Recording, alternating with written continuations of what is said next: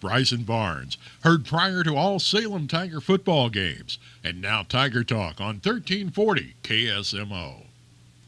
Welcome to Tiger Talk. Stan Stevens along with Coach Bryson Barnes, coach of Salem Tigers. Come out in that game against Mountain Grove, an SCA game, senior night, and the Tigers come out, get the ball, and do exactly as you've planned, I'm sure on paper as well as in your head. Get the ball, march down the field, take time off the clock, and put points on the board, and come away with an early lead. And, Coach, that's exactly what the Salem Tigers did.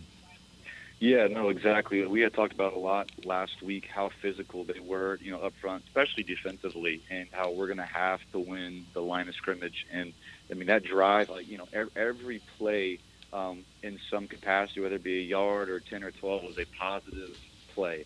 It took some time off the clock to start the game. It ended with a touchdown.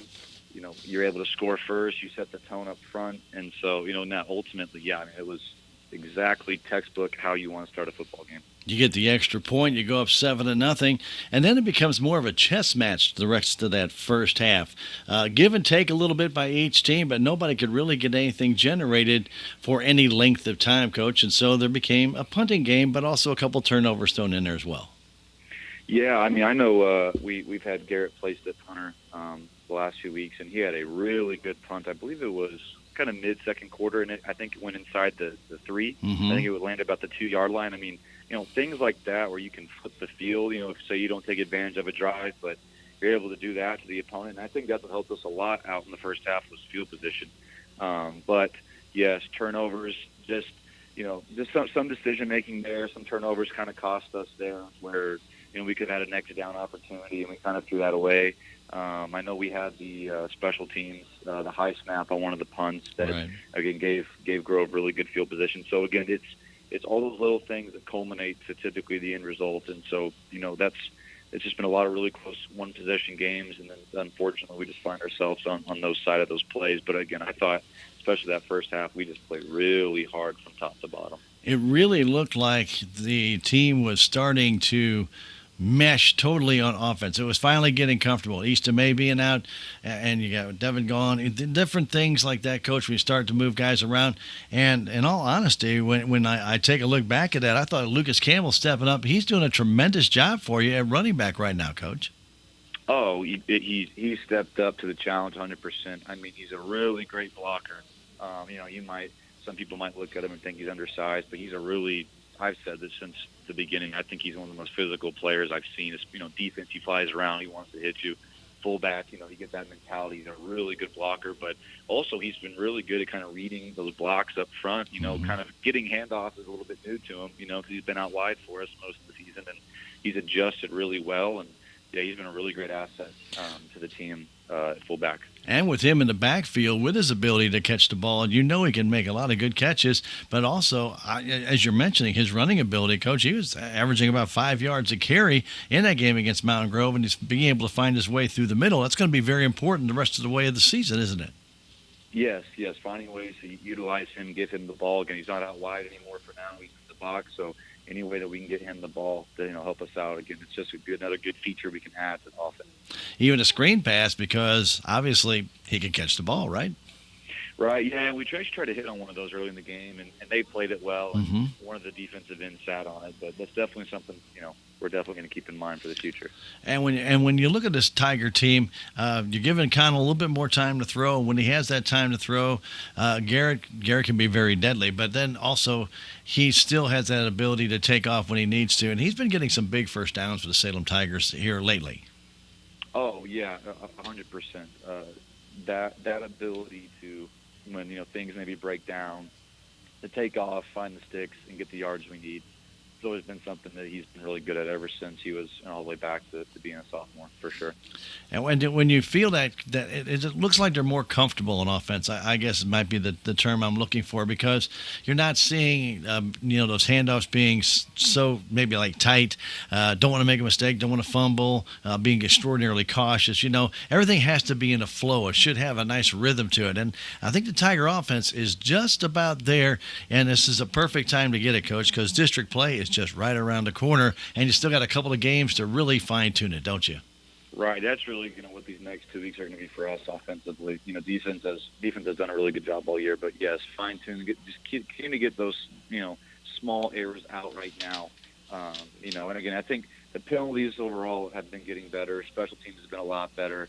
Assignment-wise has been better. So like you say, it's starting to really click together. Again, it's just one of those things. Offense always takes time. And again, our start to the year wasn't ideal for that to really help benefit. But it's definitely something that, even though we're having to shuffle some players around, we're on the right track. The only negative in that whole first half, Coach, was unfortunately Mountain Grove did put a drive together after getting an interception, and they were able to get down very close to the goal line. Time was running out, and a little breakdown on defensive coverage. They end up finding the open man. He goes in for the touchdown. Coach, we know we came out with a 7-6 lead at halftime, but again, it just kind of takes that momentum away going into halftime that the Tigers had built up all half long. Oh, no, you're 100% correct. You get that momentum. You played really solid for the most part all half. Yeah, just one of those things that happened. They took advantage of it. Really good play design by them. But, what I did like was, yes, they scored, and they went for 2 to try to get the extra 2 there, and we were able to keep them out. And so we had the lead still going into half, 7-6. So that was something that I was proud of, though, even though we gave up the touchdown. How we responded there and, not allowing the extra 2 points. When we come back, we'll talk about the second half when we return on this Tiger Talk with Coach Bryson Barnes right after this. There's a place for do-it-yourselfers with everything for your car or truck. At K&H Auto Supply, they have a Power Torque 9-piece 3/8-inch drive-deep socket set priced at $19.99. True Fuel Premix 2-cycle fuel, get 2 for $12.98. And WD-40 penetrating lubricant, it's $4.49. K&H Auto Supply, 700 South Main Street in Salem. Park City. Yeah, Park City. Park City. Now back to more of Tiger Talk on KSMO. Welcome back to Tiger Talk. Stan Stevens along with Coach Bryson Barnes. Coach Salem Tigers leading 7-6 going that second half against Mountain Grove. Got to give Mountain Grove a lot of credit. They made some adjustments. Halftime came out, and instead of putting the ball in the air quite as often, they went to a more diverse running attack and had a heck of a drive to start out their third quarter, culminating in a touchdown run by Hellebusch. You really had to admire them. They worked the clock. They did exactly what the Salem Tigers did in their first offensive drive to start the game. Yeah, again, they were really methodical and good play designed by them. Again, they kind of brought out their power run, which is kind of what I thought was one of their best features they had as an offense. They did like to throw a little bit more, but they get the guard pull and they start wrapping that back around. They definitely kind of got away from the pass second half. But yeah, again, it was a good drive by them, way to start, and give credit to them where it's due. And they got benefited by a couple of penalties in there as well, Coach. And we talked about it before. Sometimes those penalties really hurt. We had a touchdown call back on a penalty. They had a touchdown call back on a penalty. But when you get those defensive penalties that give the team the first down, those seem to hurt a little bit more, don't they? Yeah, I thought in the first half we were really good about getting off the field on third down.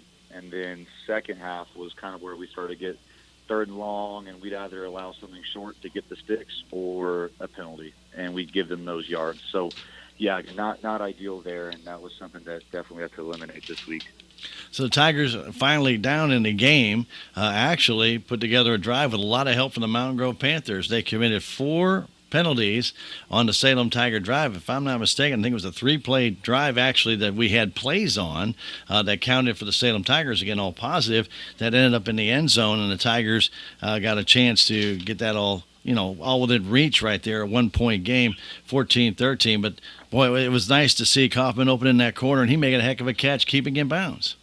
Oh, yeah, even with the pass interference that was on that play. It was all over him, and he was able to adjust and still catch the ball. That was great athletic play by him, and it was a good job by Connell getting the ball out there, to him where he only, he had a chance to get it. So, yeah, really, really good job all around. That was a good way to cap off that drive. Tigers down by 1, though. Watch Mountain Grove come right back, and after a big play, they go in from 6 yards out to make it a 7-point game. Coach, the game is still within reach. The Tigers just never really could get anything mounted again.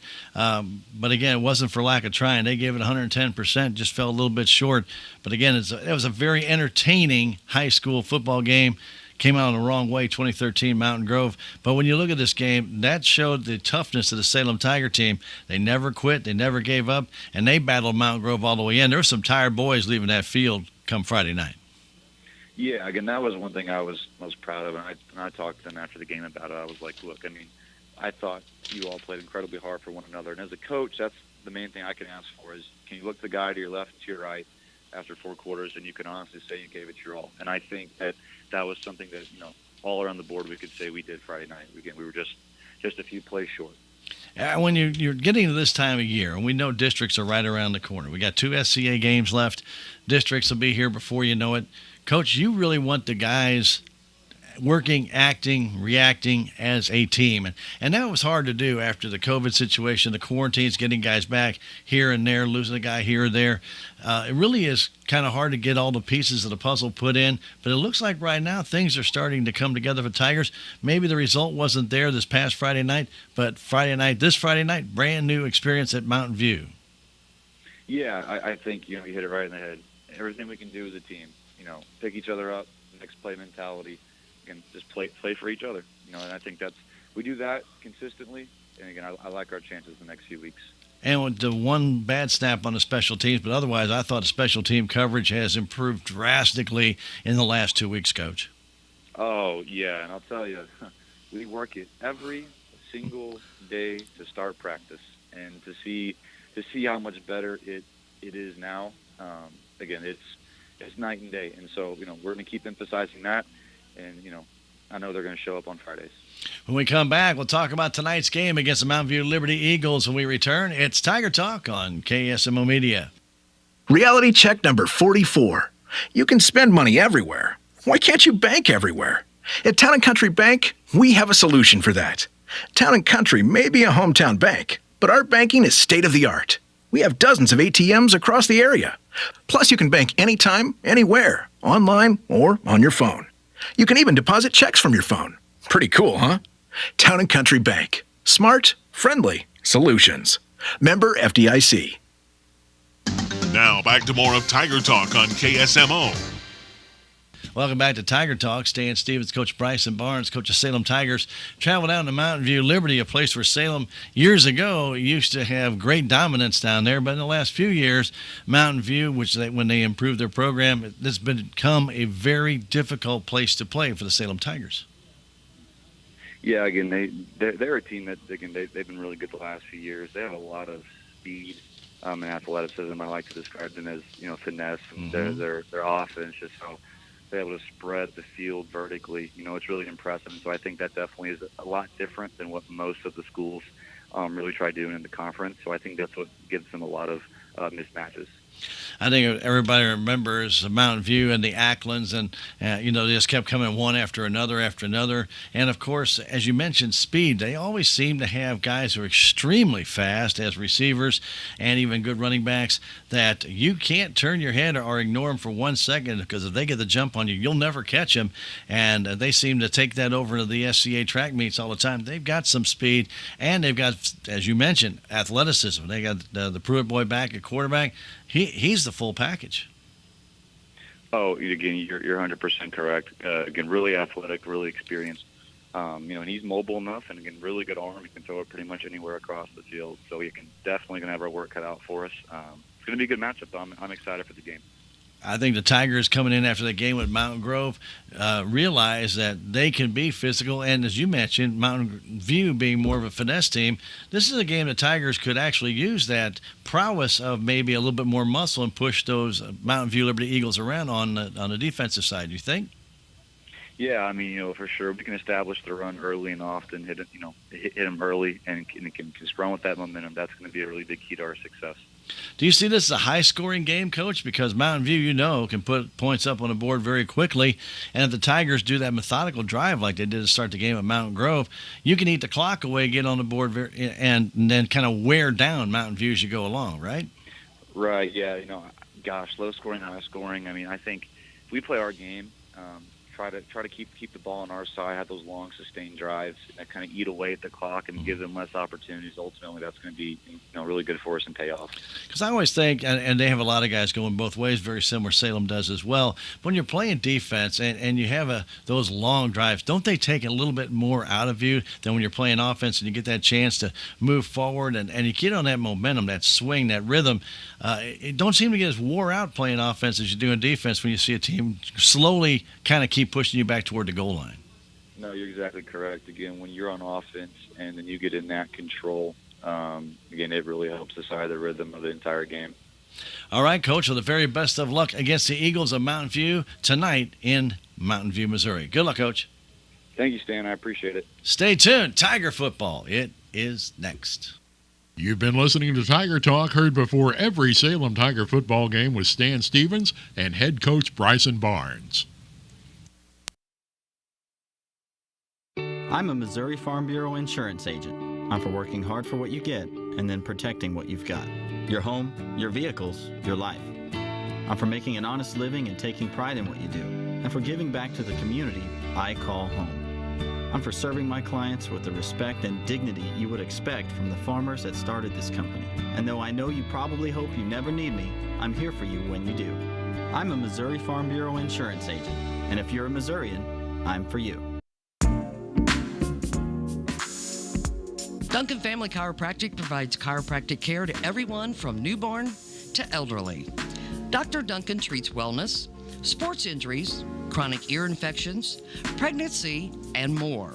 Ask Dr. Duncan about your full line of supplements, including Juice Plus and standard process supplements, as well as pain relief, BioFreeze products.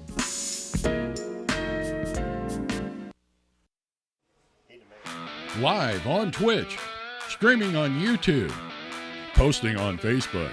It's KSMO. Tonight's broadcast of Salem Tiger football is being brought to you by our proud sponsors that include the Salem Memorial District Hospital, K&H Auto Supply, Farm Bureau Insurance, Willie Strader Agent, Duncan Family Chiropractic, the Bank of Salem, Napa Auto and Truck Parts, Edward Jones, Southwest Baptist University Salem Campus, Taxmasters, American Family Insurance, Calvin Malone Agent, Terrell Complete Auto Care, Healthy Dent County, Town and Country Insurance, Southtown Furniture, Hometown Processing, and State Farm Insurance, Cameron Irway Agent. Thanks to these sponsors, it's now time for Salem Tiger Sports, right here on KSMO.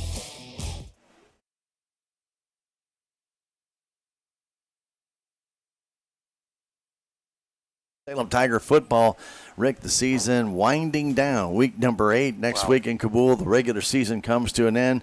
It's not the season we expected for the Salem Tigers, starting out with the quarantine and getting off to a slow start, missing that first game of the year.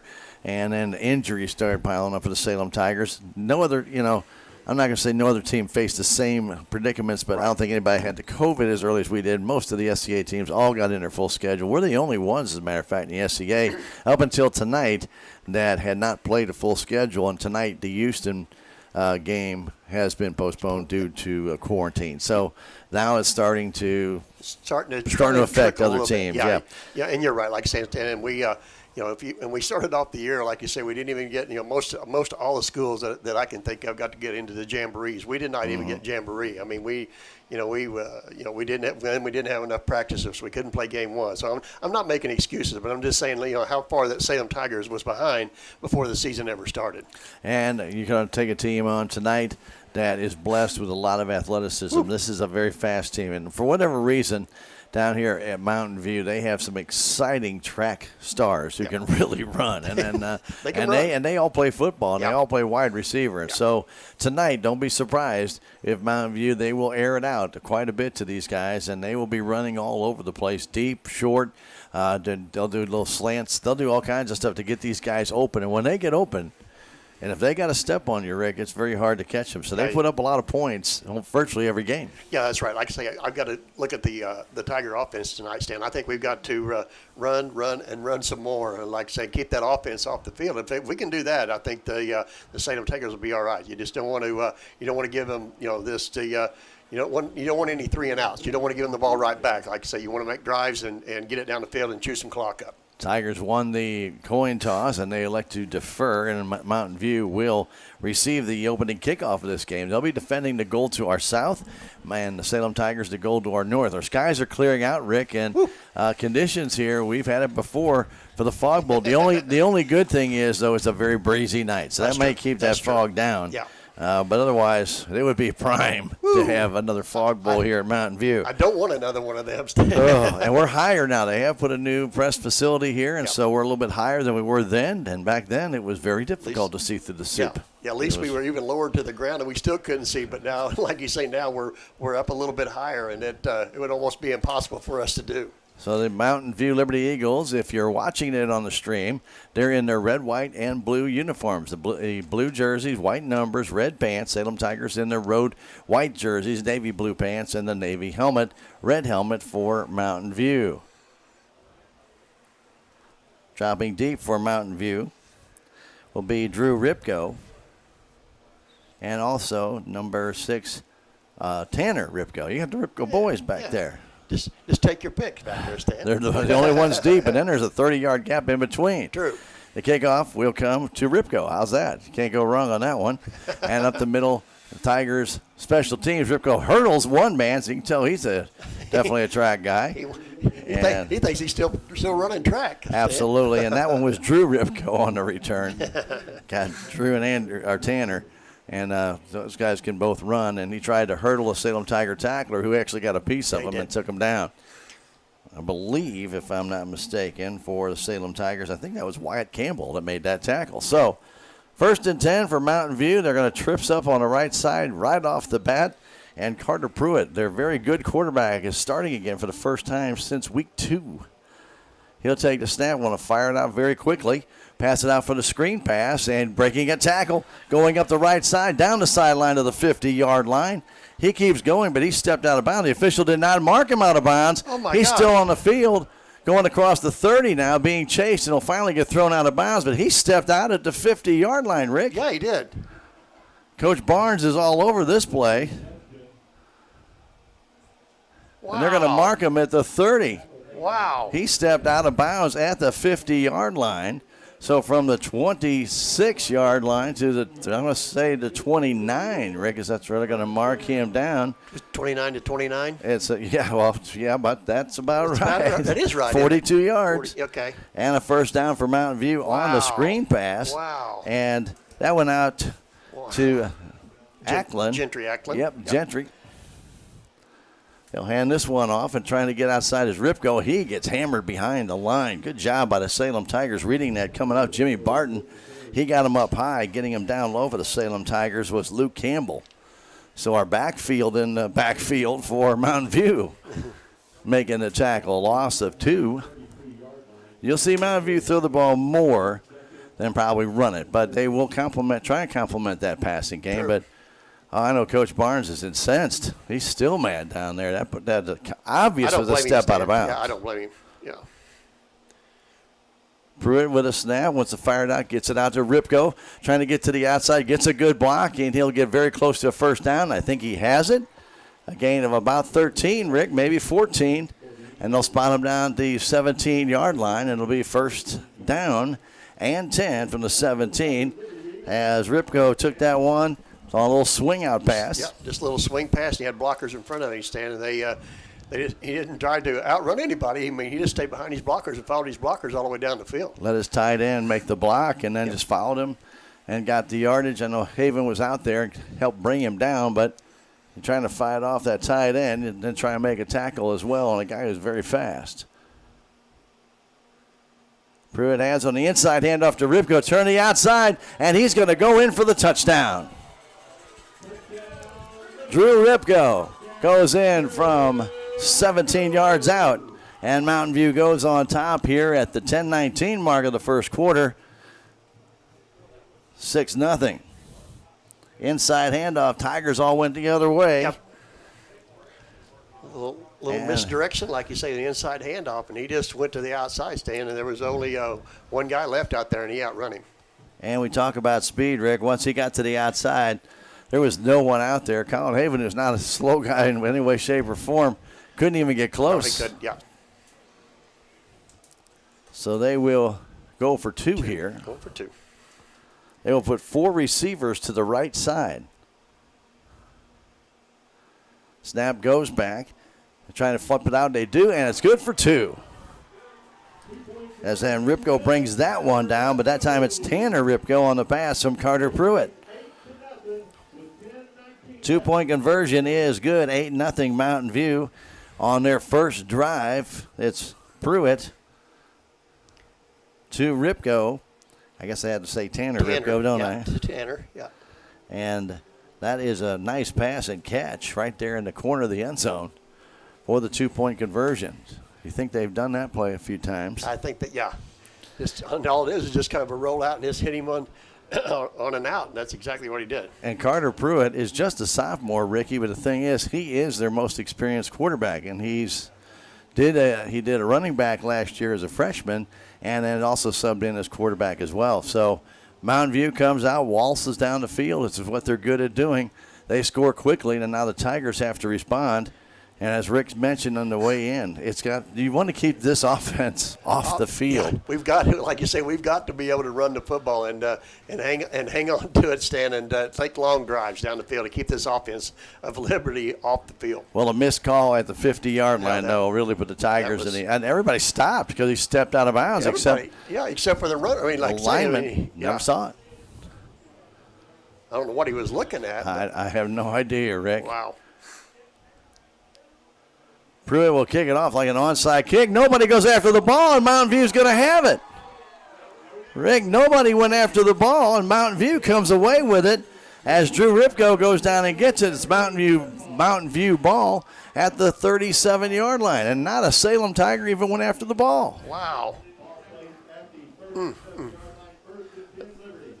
was trying to see, there was a number out there, Stan. I don't know if he slipped or what, but like you say, it was you got no reaction to the squib kick, and that's all exactly what he was trying to do, was just squib it through there, and no Salem Tiger come up and get on it. So now, just what we did not want to have, the offense back out there again, and they go quads to the right.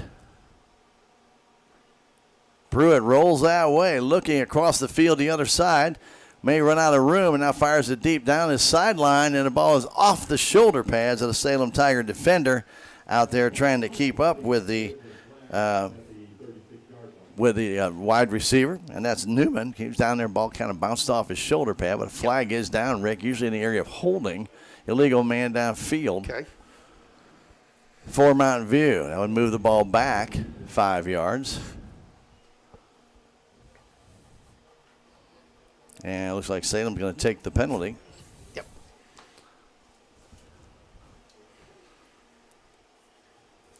Well, it's just one of those things.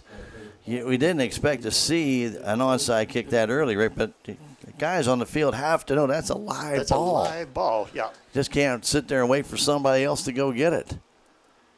Pruitt gets it, throws it back. They're going to maybe do a double pass. Instead, Ripko has that option. He takes it down the field, cuts back to toward the middle, and gets all the way to 30-yard line, right on the 30. That's a gain of 11.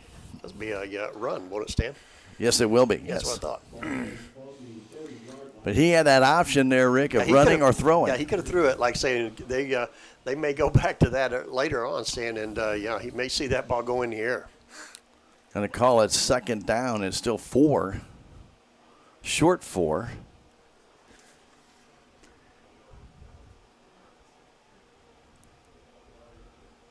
Gavin Reese back there with Pruitt.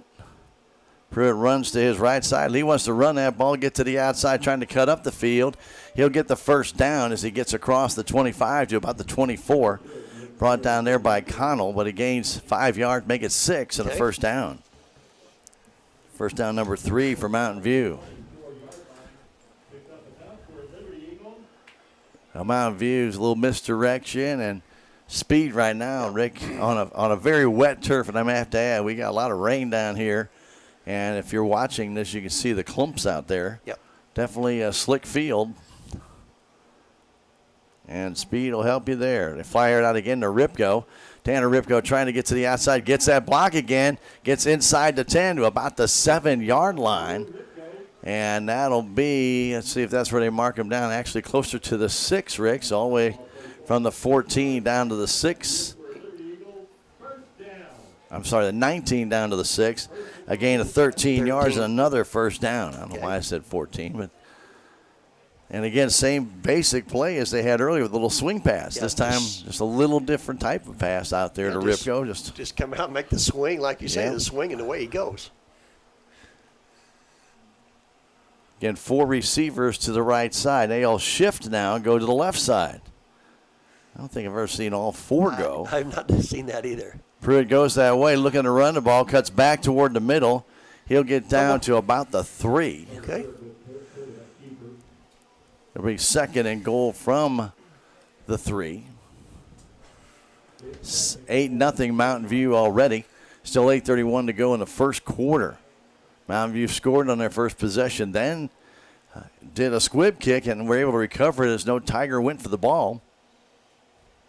And now they're at the Salem 3-yard line. Pruitt in a gun.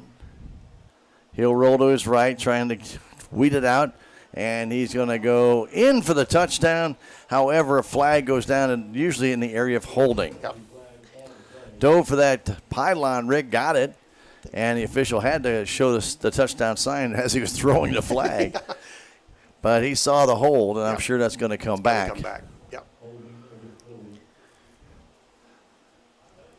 So Pruitt, who's coming off a dislocated hip, and he is walking with a limp on that right He's side. got a little bit, like I say, So the ball will go back to the 13-yard line.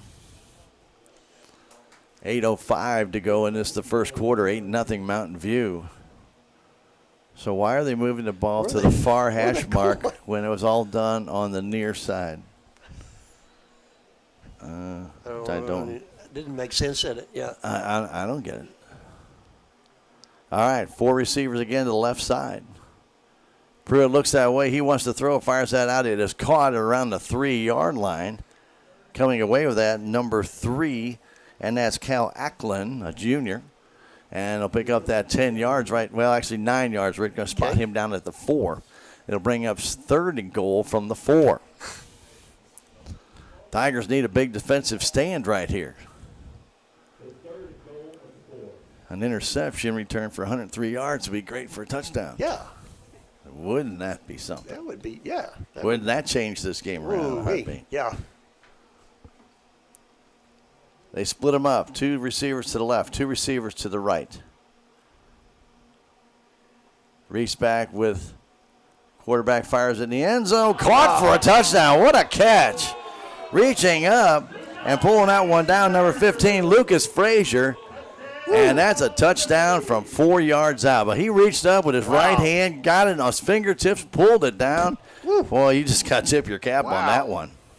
Wow. So Frazier, a 4-yard pass from the quarterback Pruitt. And it's quickly 14-0. Wow, what a catch. And they'll again go for 2, and it's 7:07 left to go. Still in this the first quarter. Quarterback Pruitt finds a little opening. He goes in for 2 points easy, but I thought a flag was down, but I think, there was. There is a flag down. Yeah, there is a flag down.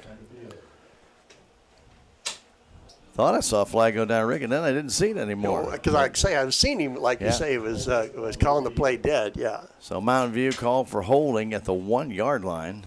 Well, he didn't need any help. No, he didn't. He waited and waited. Well, maybe he did. Maybe that's why he went in so why easy. He got in so easy. Yeah, true. So they'll mark the ball back to the 11, so another 10-yard penalty for Mountain View.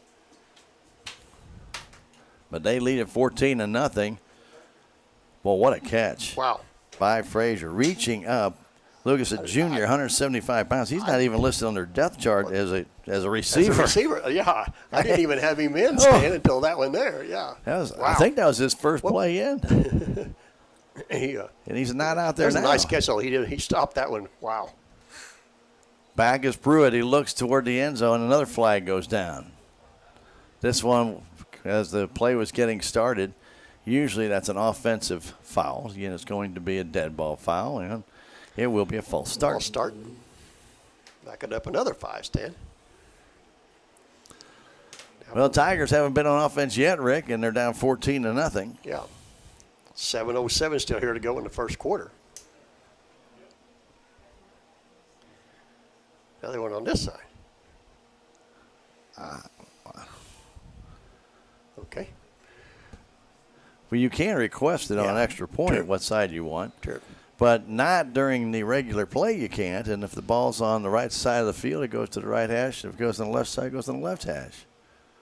Right? That's what I thought, yeah. I'm pretty sure that's still the rule.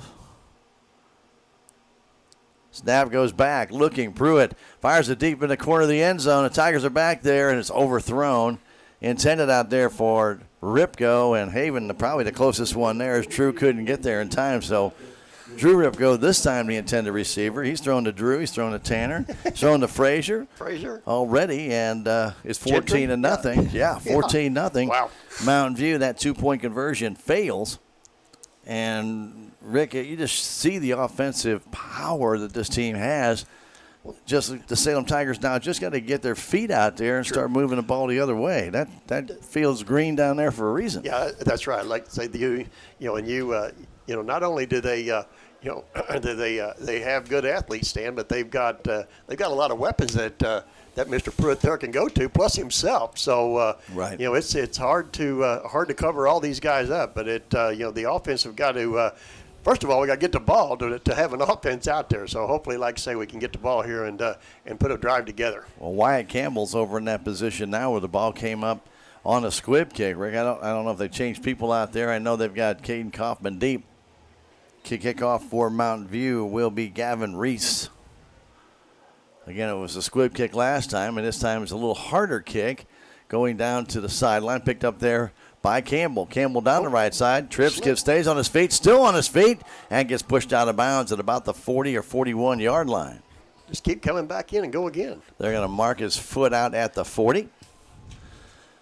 Yeah, that was a good return. Yep. Yeah, and he slipped. Yeah. So Connell will come out for the first time and play some offense. So the Tigers down by 14 and haven't been on offense yet. They had to run an offensive play. They'll line up in that I formation. Garrett Connell, the quarterback, goes under the center. Campbell, the up man. Barton, the deep man. And Barton hits that line and rolls forward for about 2, maybe 3. Yanked down on that play and rolled over, I believe, by number 65, Rick, and that's Brett Kramer. Okay.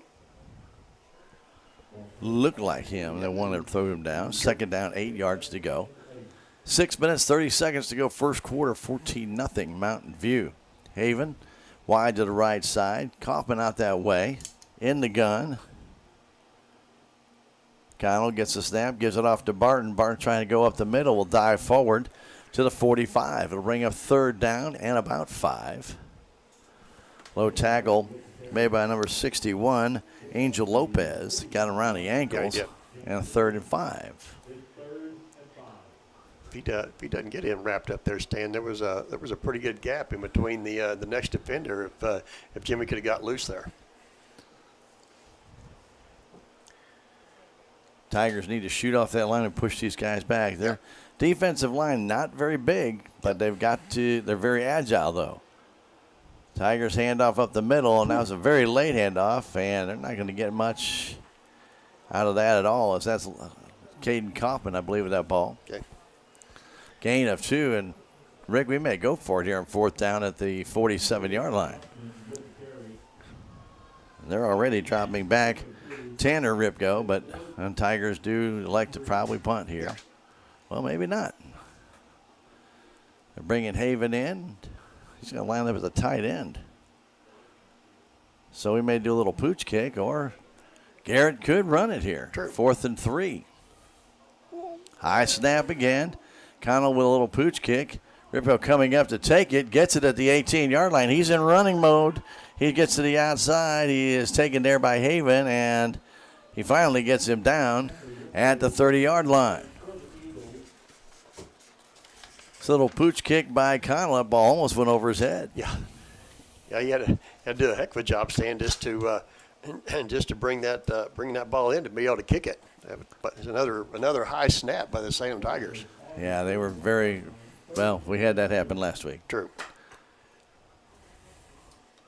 Something you don't want to see have happen. So Pruitt right back out there again. Again, we go trips to the right side. Get it quickly, send it out, trying to find a little opening and making a little move and breaking one tackle. And Connell knocks him down, wearing number 17, and that is Gentry Atlin. And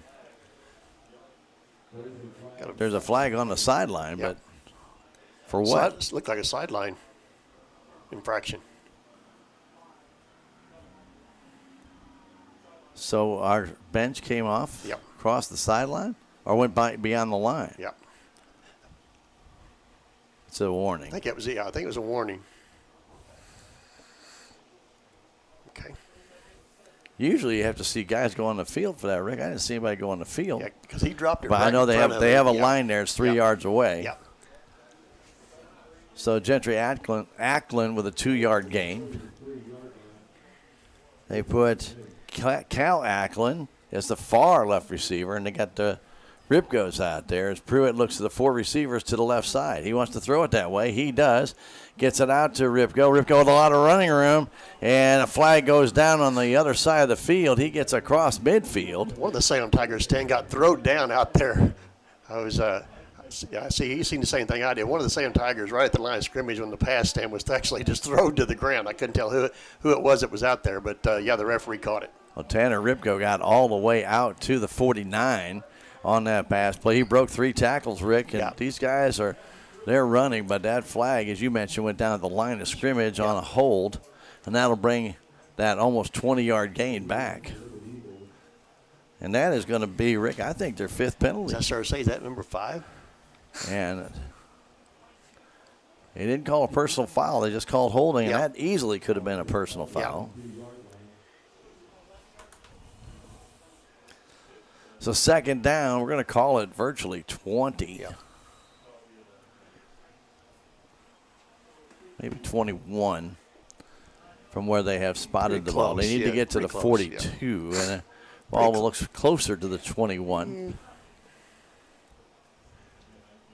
Pruitt with Reese right there with him. They snap it to Reese. He's rolling to his right side. He fires it deep down the field, and the ball is out of bounds. It's out of bounds, intended out there for Noah Jester. Well guarded on the play by Eli Newman. And it brings up 3rd and still, we're going to call it 21. So you've got Ricky out there, Gavin Reese, a quarterback, and Carter Pruitt, a quarterback, both lining up in the backfield I know. at the same time. They're messing up my sheets, Dan. I understand. Now it's just Pruitt back there. He gets it, thinks about running up the middle, takes off, breaks a tackle, gets hit at the 30-yard line, and will get taken down right at the 30. A gain of 8. It'll bring up 4th down and still 11. I'll make it a gain. Yeah, call it 8. Okay. And dropping back to punt for Mountain View. Looks like Ripgo. Can't just say that, can you? It looks like Drew Ripgo. You got 2 of them out there, ain't you? Yeah, and there's consecutive numbers, too. True.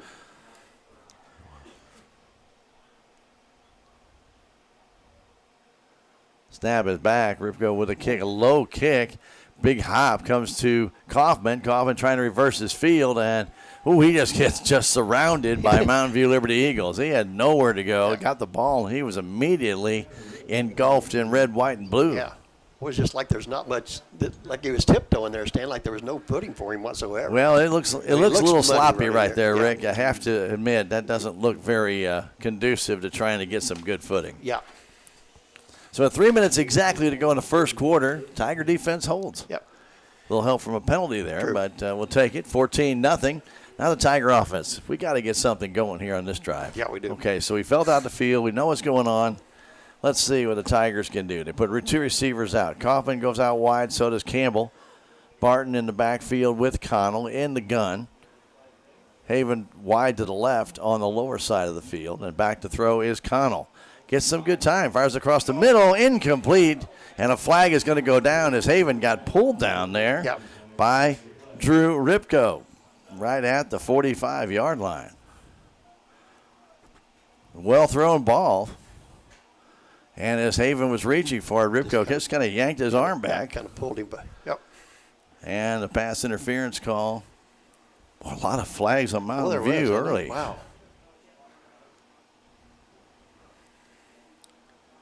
And so the pass interference, it's not a spot foul in high school. No, it's marked off from the line of scrimmage. Yep. But it's pretty much going to be a spot foul. True. So it's going to be pretty close. Yeah, it's going to be a first down for the Salem Tigers. They're first of the game, and they'll actually gain a yard out of it. So another 15-yard penalty. So 6 penalties for 55 yards for Mountain View already in this game. And then one was on an extra point. True. Wow. Tigers line up the inverted eye. They give it off to Campbell up the middle. He's hit right away and goes down. Luke didn't even have a chance to get started. No, it was at the very bottom of that pile, and creating havoc again was Angel Lopez. He shot the gap, got down underneath him, and Luke could not get his feet over top.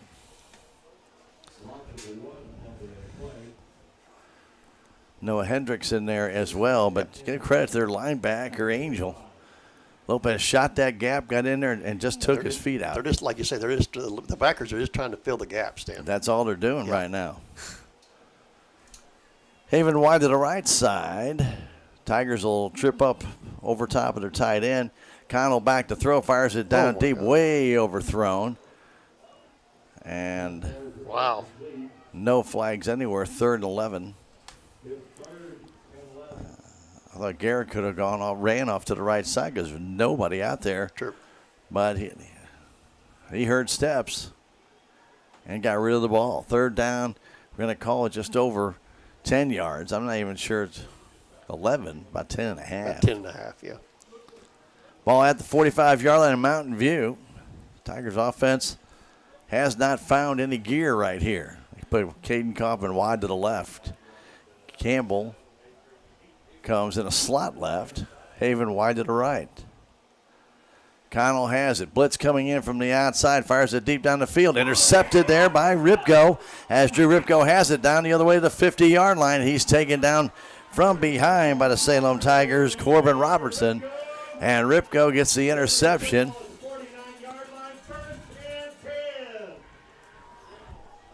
So Drew Ripko read that, and Rick. He just kind of baited him, I think, on that one. I think he did. Yeah, he just kind of baited him, sat back there, and, if Garrett would have got a little bit more air underneath that one, Stan, it was going to be over him, but he didn't get enough air underneath there, and I think, like you say, Mr. Ripko just kind of baited him on that one. 1:57 to go, first quarter, 14-0 Mountain View.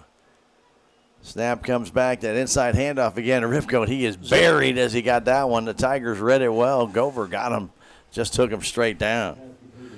So Drew Ripko got that little inside flip, which is actually a forward pass, but we can count it as a run if he did. Yeah.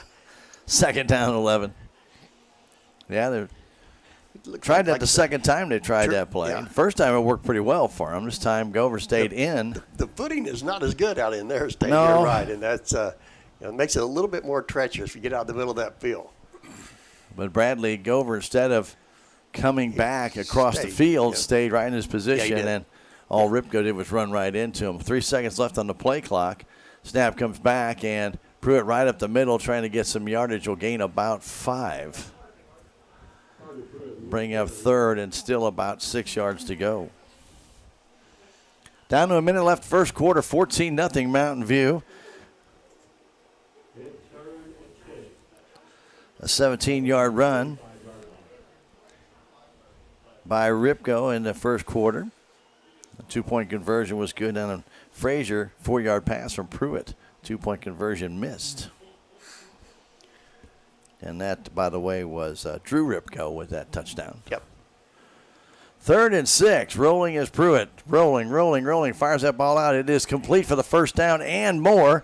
And going out of bounds for Mountain View. And that's Tanner Ripko with that catch. They'll go down to the 30-yard line, I believe, right on the 30, Rick. And that's a gain of 20 yards. That's another Mountain View first down, their 5th of this first quarter. And that one was a little bit behind Tanner. He made a good catch. Yeah, he did. He had plenty of time to throw the ball there, too, didn't he, Stan? Oh, yeah, he did. Lots of time, and he rolled, and he could have ran the ball if he wanted to. Yeah, he could have. All right, Pruitt gets it, rolls to his right. He's got 4 receivers out there. Flips it over to Drew Ripko. Ripko down the sideline, and he'll get taken down at the 25, 26-yard line. Gain of only 4. And that'll be the last play of this first quarter as he stayed in bounds. We have played one quarter here at Mountain View, Missouri. It's the Liberty Eagles 14, the Salem Tigers nothing. We'll come back in a minute. This is Salem Tiger football on KSMO Media. History is what makes the Bank of Salem different. We've been a part of this community since 1883, and we're the first bank in Salem, as well as one of the oldest banks in the Ozarks. We pride ourselves in our commitment to this community and make giving back a priority each year through our many donations and volunteer hours. Our employees are your neighbors, friends, and family who strive to make this community we call home the best it can be. Come bank with us at the Bank of Salem and be a part of Dent County history.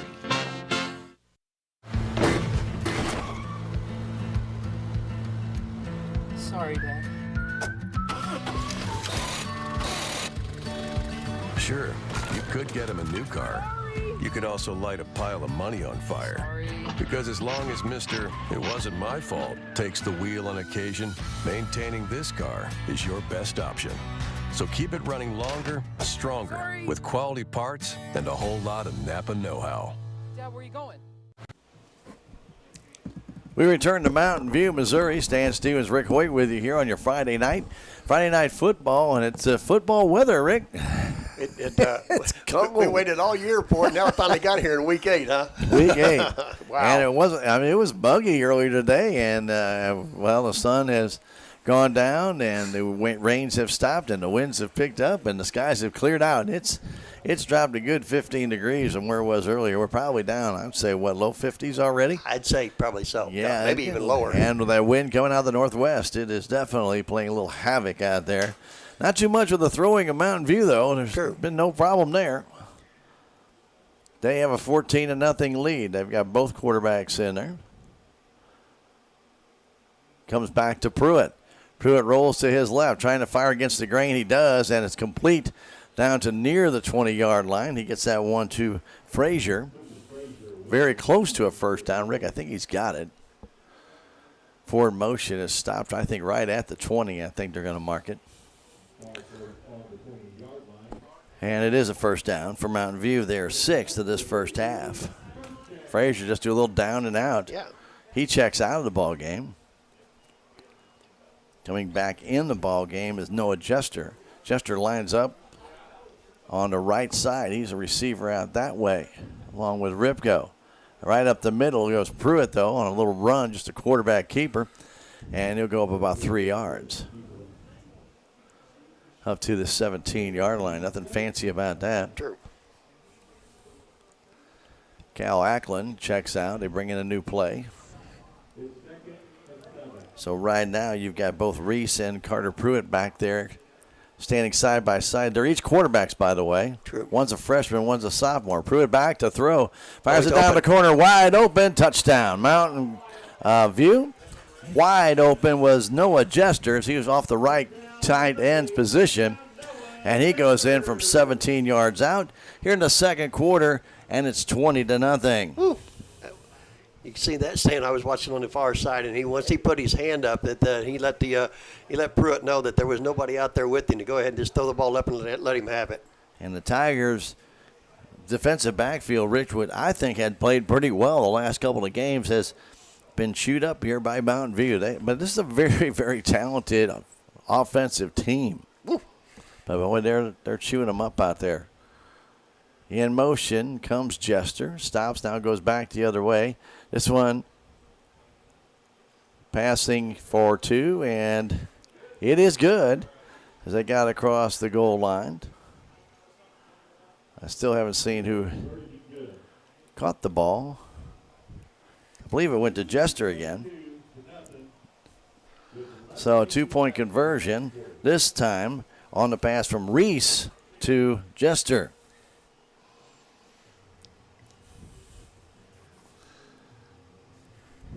Yeah, it was number 8, Noah Jester. Wow. 22-0. Mountain View here. Don't forget tomorrow we got the Missouri Tigers taking on Texas A&M at 11 o'clock in the morning. And that game can be heard on KSMO radio. And then tomorrow night at 7:30, the National Hockey League regular season for the St. Louis Blues begins. They'll be at Colorado to face the Avalanche. 7:30 pregame show, 8 o'clock game time. That's here on KSMO radio. Well, we knew what this offense of Mountain View could do, Rick, but they have dominated so far this first half. Tiger offense has not been able to get untracked. And so far, the mix of the pass and the run, mostly the pass, has benefited the Mountain View Liberty Eagles. Just real quickly looking on the running yards, and it looks like probably, about 50? Yeah. Right in that ballpark, 53. About 55, yep. But passing, it might be a just a tad bit more than that. All right, the next kick, another squib kick. And just falling on it is Bradley Gover at the 34-yard line, and that's where Salem Tigers will have it. 1st and 10 on offense, down 22-0 here in the first half. Still have 11:18 to go in this second quarter. Well, Rick, we remember the days, and we talked about it earlier, Mountain View Liberty's football team was almost extinct. They almost eliminated the program. That's true. And they have come a long way since then, and give them a lot of credit. They have utilized their athletes very well in creating a very exciting offensive program. And right now they're playing pretty good defensive football as well. Connell goes under center, turns. He's going to keep it himself, trying to get to the outside. Tiptoeing through that mud and dives forward to the 40-yard line. It'll be a gain of 5, almost 6 yards. You can tell he's running very cautiously on that turf out there. Tiptoe a little bit. and you know the home team knows this turf. They have the right cleats for it. Salem Tigers come in. They may not have the best cleats for this kind of turf either. You just really don't know. It looks really soft and slick, that's for sure. A couple of places it looks extremely soft and slick. So being up 2nd down, we're going to call it 4. Tigers at their own 40-yard line, 10:35 to go in this first half. They trail it 22-0. Connell back to throw, looking, getting chased. He could run for it. Instead, he throws it out there, caught and dropped by Gover. Gover had it, dropped it. Bradley cutting across and helping out his quarterback. Connell put a right on the numbers and couldn't hang on. Yep, in and out. 3rd down, 4.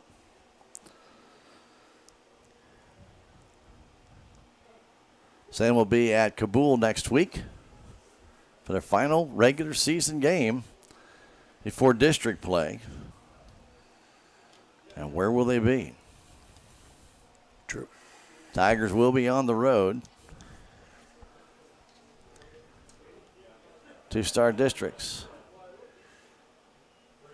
Connell gets the snap, fires it across the middle, caught by Kaufman for the first down, and he'll get it out to the 49-yard line. That's a gain of 9, Rick, and a first down. Yeah, there we go. Just a little down and in, nothing fancy. And Kaufman again, very, very tedious. I mean, they're very cautious on the turf here. Yeah. So I'm thinking the Tigers are slipping a little bit. Yeah. If you try to make too big of a cut down, you're going to go. So 1st and 10, ball at the 49-yard line of Salem. 10 minutes still to go in this first half. Tigers down by 22 points. Haven wide to the left side. Kaufman comes wide to the right. In the slot goes Mr. Campbell. Back to throw. Fires it across the middle and incomplete. No flag down this time as Haven looking for the flag. None there as he was covered there by Eli Moore. It'll bring up a 2nd and 10. That looked like a slant pattern, Ricky. Like a quick slant. Just a quick slant to Haven. Like maybe a little contact there, Stan. Kind of hard to see from our angle, but looked like there was a little contact made there before the ball got there. Kind of looks like they're grabbing the arm. Yeah, I seen that. That's where the first flag came from. Definitely grabbing the arm, and that one a little bit of the same, but maybe not the same degree as that first one was. That's true. So again, the Tigers will put the receivers back out there, 3 in the pattern. Barton will stay in the backfield on 2nd and 10. Connell gets the snap, looking to throw the ball, fires it across the middle, and the ball's almost intercepted as it was intended for Kaufman, and Ripko almost picked off his 2nd. Drew read that one as well, Rick. Yeah, he was coming, but the ball was just overthrown by Garrett over everybody. Just a little higher than Ripko anticipated. He jumped for it, couldn't get it. That'll bring up 3rd and 10. I really think screen passes might actually be more effective right now in trying to go down the field. It just looks that way, and I'm not sure it would be. But Tigers do trips right off the tight end on the right side. Campbell is wide open. They get it out to him. He has it at the 45-yard line, gets the first down and more as his head goes right down to the 45. Ouch. And a gain of 16 yards and a first down. Ow. Campbell just snuck out there. He made a pretty good catch on that, too. Made a good catch. It was mentioned, wide open. It was just hoping that Garrett could see him. Sure. He did, spotted him, and he took it down. 16-yard gain, first down, Salem Tigers ball at the 35-yard line.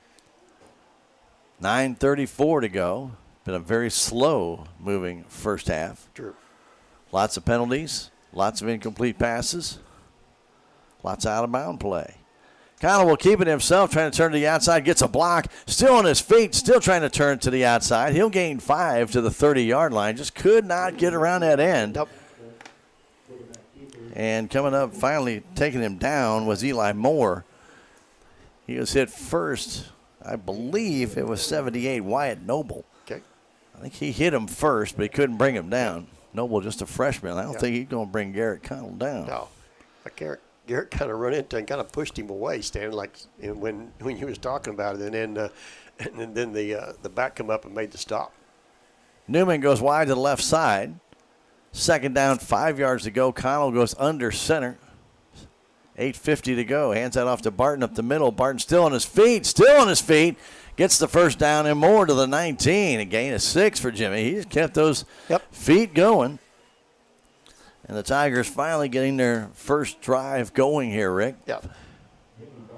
Got a pretty good drive going here. Like I say, we got to get points on the board, Stan. Behooves Salem to try and stay with some safe plays. 3, 4, 5-yard gains at a time. Keep that ball out of the hands of Pruitt and the Mountain View Liberty Eagles. Connell under center. Turn, spins, gives that one back off to Barton. And he'll dive forward for a couple, maybe down to the 22. So a gain of 2 yards. Try a little turnaround on that handoff and goes off to the left side instead of to the right side. Looked like Connell's going to try and run to the right side, then turn, hand it off. Jimmy going back the other way. Did not fool Mountain View. Nope. So they were able to hang on to that little, somewhat kind of like a mini counter. Newman off wide to the left. Kaufman off wide to the right. In the eye. Campbell the up man. Connell keeps it. Throws it down the corner, and that's going to be intercepted by Ripko down at the 2-yard line or 1. His 2nd interception.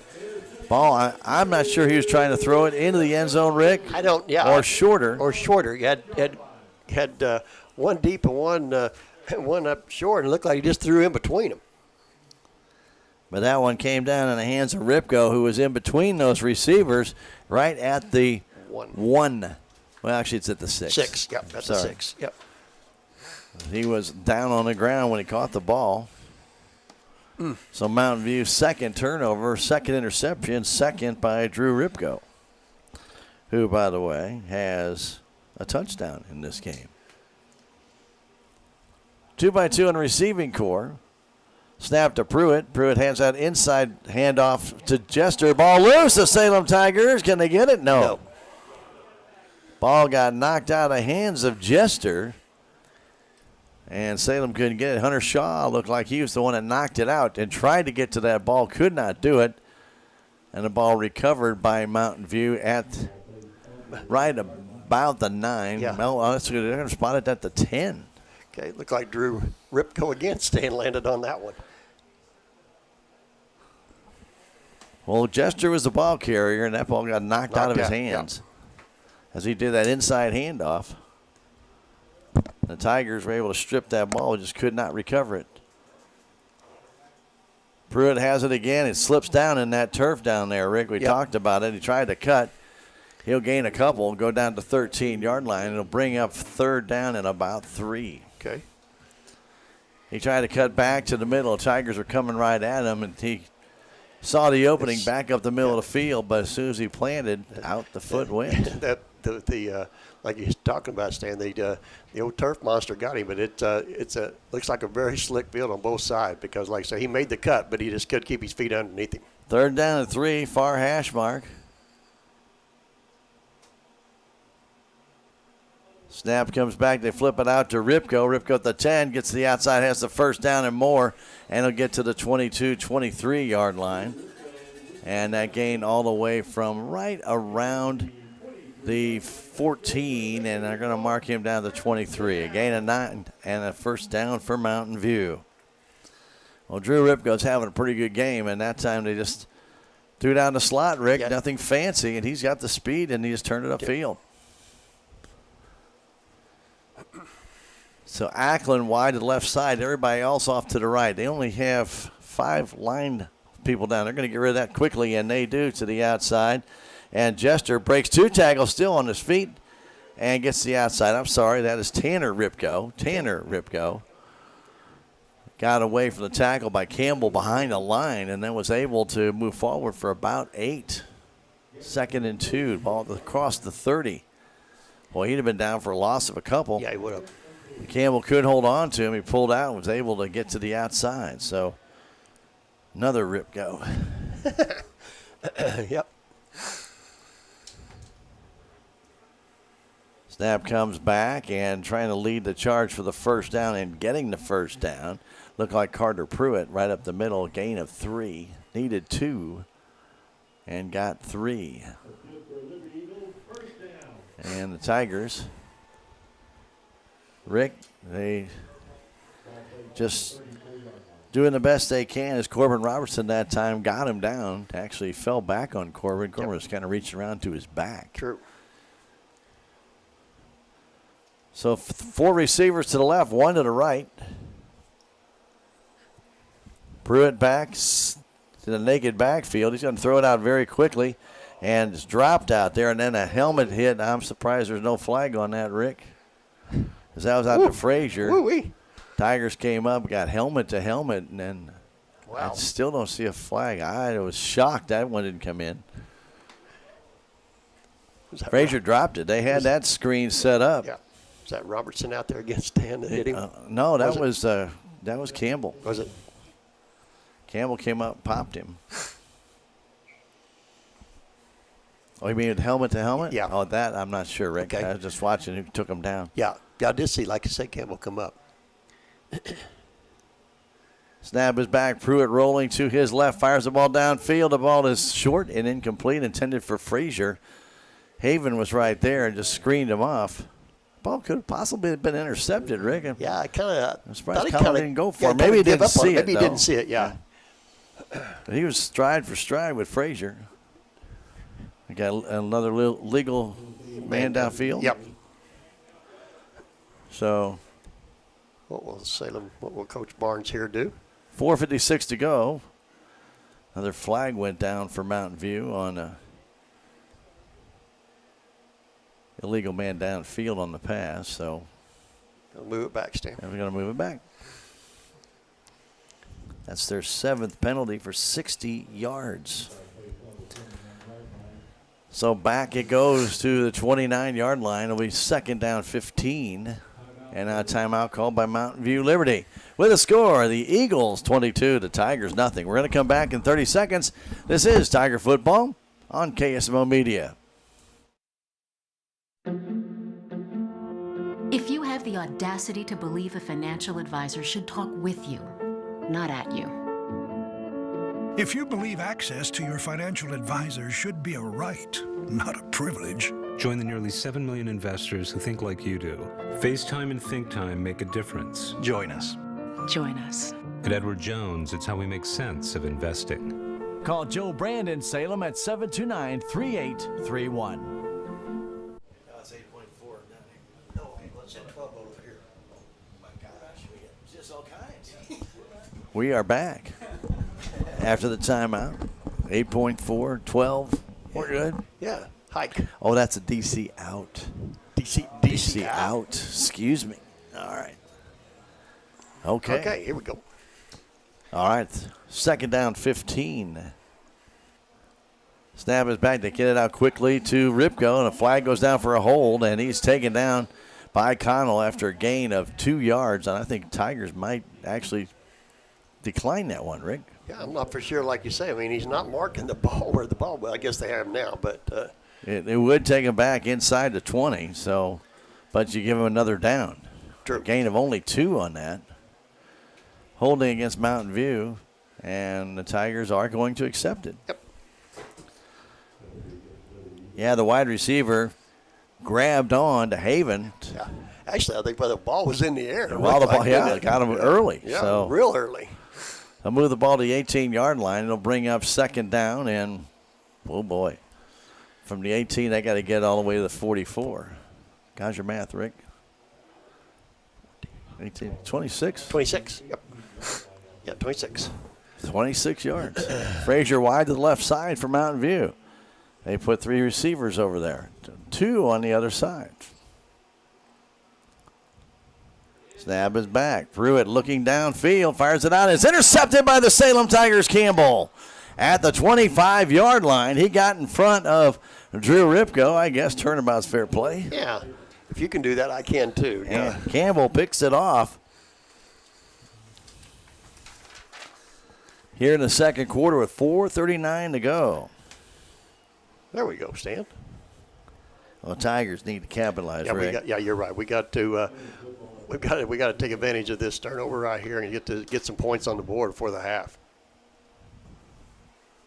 Ball at the 26-yard line before they spotted him down. Campbell will go wide to the right side.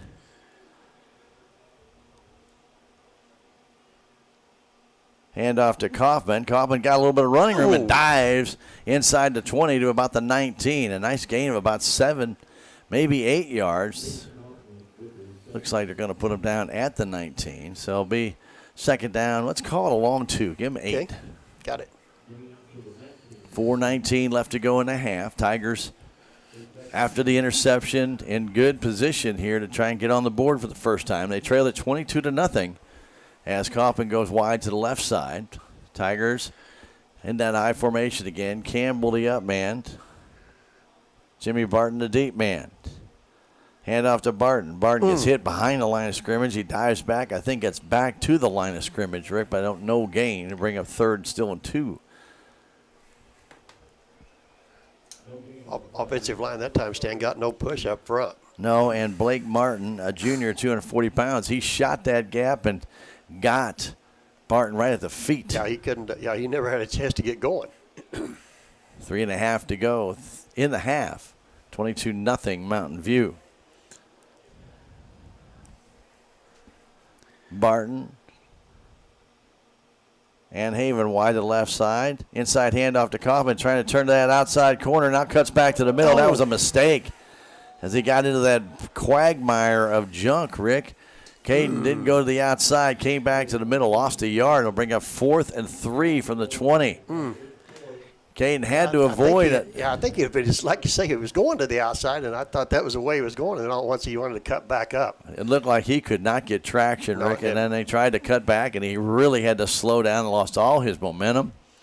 And Mountain View recovered. Yeah. I think, really, in all honesty, I think we got the wrong spikes for this turf tonight. Yeah. We are really struggling in making these cuts. And a timeout's going to be called here by the Salem Tigers on 4th down and 3 with 2:41 to go in the half. We're going to come back in 30 seconds. You're listening and watching Tiger Football on KSMO Media. Southwest Baptist University campus in Salem provides quality higher education close to home for residents of Dent County and the surrounding areas. The classes at SBU Salem campus are taught in the afternoon and evenings, making a degree attainable for people who are in the workforce or can't afford to go off to get a degree. We offer degrees in nursing, which is an RN Bridge program, elementary education. For more information on the degrees and programs, please contact admissions counselor Chris Welch to schedule an appointment as a prospective or returning student. Welcome back to Mountain View, Missouri. Stan Stevens, Rick Hoyt, and the KSMO video crew here, bringing you Salem Tiger football. They trail it 22-0. Tigers on a 4th down and 3 from the Mountain View 20. Rick, will look like very promising turnover. Yep. Tigers got a good gain on 1st down, and then a couple of plays that just didn't go anywhere. 2-0 or negative, and that's exactly where we're at now with 4th down and about 3, maybe a little, almost 4. Almost 4 now, yeah. Tigers in the I formation. And a little jump there, but no flag. Look very close to going offside. Kyle goes back, wants to throw, gets pressure, and he throws the ball, and it's incomplete. He was going down as he was being tackled. He got rid of it, trying to get out there to Gover, but it was incomplete, and Mountain View will hang on. I see no flags on the play. Okay. Mountain View did a blitz. Yep. And Connell did not have much time. Tried to flip it out to Gover. Couldn't get it completed. The Tigers turn it over on downs. So Mountain View will have it right at the 20. 2:35 to go, Rick. That's too much time for them. Cal Ackland wide to the left side. They have 3 guys in slots. They do the inside handoff again. Now Ripko, big hole up the middle. Ripko dodges one tackle, gets the 1st down as he gains about 13, maybe 14. I believe that was Eli Newman that came up and got him. Another 1st down for Mountain View with 2:29 to go in the half. They've got the ball at their own 33-yard line. Frazier coming wide to the left side. Again, double slot formation.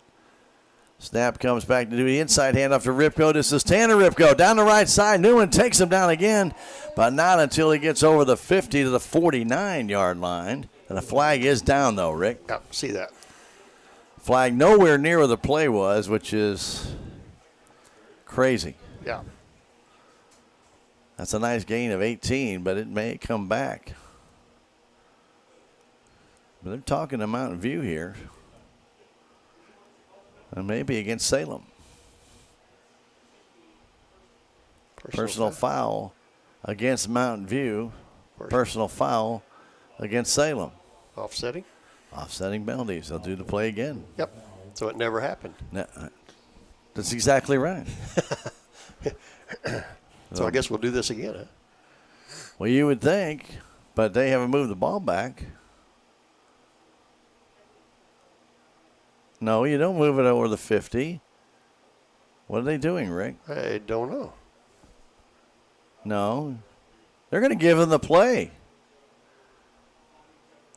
No. Play doesn't count. Finally. I'm just. Bring the ball. Mountain View is huddled where the ball needs to go. That's where their huddle is.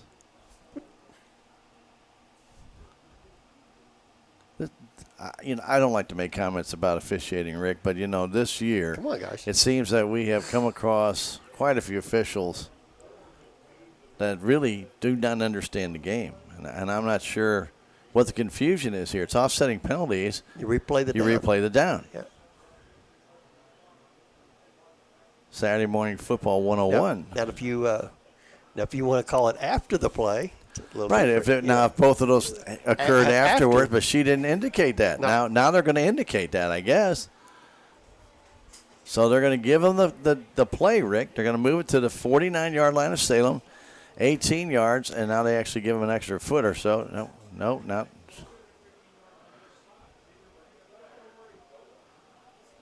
So they're marking off 5 yards.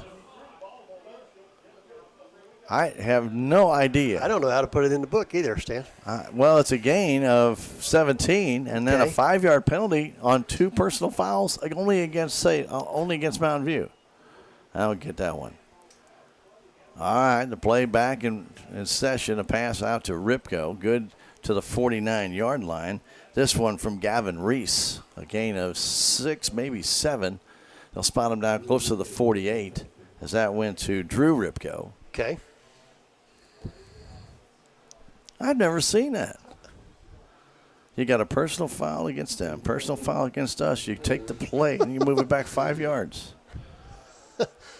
Where's the NFL guy, the official in charge? I don't get that one. All right, back to throw. Throwing it out intended for Ripko from Reese, and that one was too low and too short in front of Ripko, so he tried to turn upfield, and the ball was underthrown. 3rd and a long 3 from Tiger 48 with 2:12 to go in the half. Well, this is definitely 4 down territory. 2 more downs to go for Mountain View, who lead it by 22. Ackland goes wide to the left side. Jester wide to the right. Snap is back, keeping it himself is Reese, and Reese won't get much, maybe a yard. Trying to go up off the right tackle, and Connell came up, got a piece of him, as well as Travis Fulton, so a gain of 1. 4th down, and we're going to call it a short 3. With 1:45 and counting here in this second quarter. 4th down. As I mentioned, Mountain View will probably go for it here, as we're down to 1:40 to go. Pruitt gets it, wants to throw. Fires it across. It's high and incomplete. Had the man wide open. That was Tanner Ripko in the the coverage gap there, Rick. Yeah, it was. Looked like Tigers actually dropped back and in a prevent defense almost, and left that certain gaps open. True. He was in that gap. Just missed him, didn't he? He missed him. Salem will take over on downs. I wonder if Pruitt's hips hit him a little bit, because he didn't really step into that one, or if the turf there might have been given away. His footing. Yeah. Because he didn't really follow through and fire that ball. It just sailed on him. So 22-0 Mountain View, 1.5 to go. Tigers have the ball at the 47-yard line of Salem. Very good field position, and they have 2 timeouts to work with. Connell goes back to throw. He has plenty of protection. Fires that ball complete across the middle, and Campbell lost the football, and I believe Mountain View got it. And they did. Campbell caught it. Mountain View got it back on the fumble. So reception, a gain of 12 yards, Rick, and then a fumble by Campbell.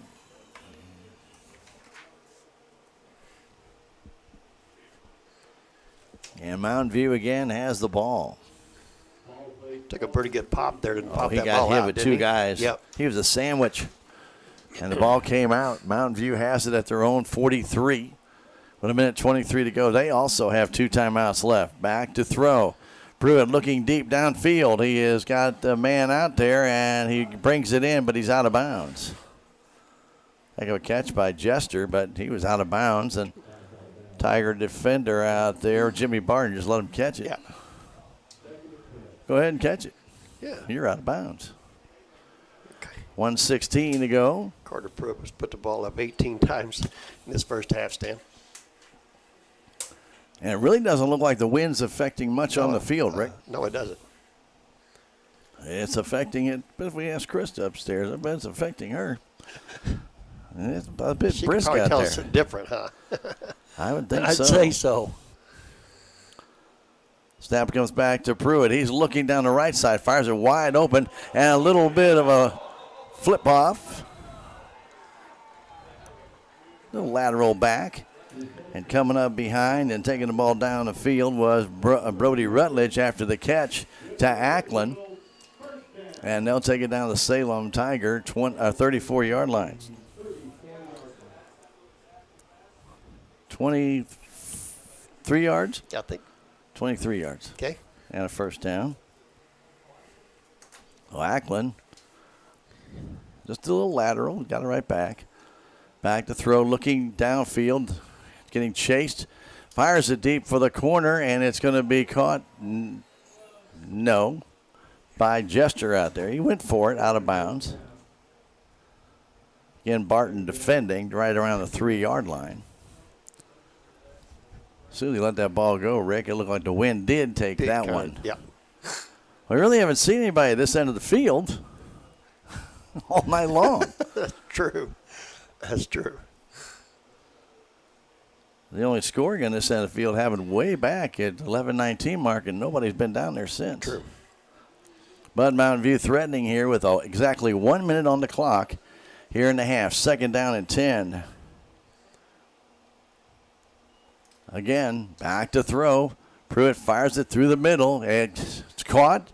Getting away from one man is Ripko. Getting away from another. Breaking more tackles. Still on his feet.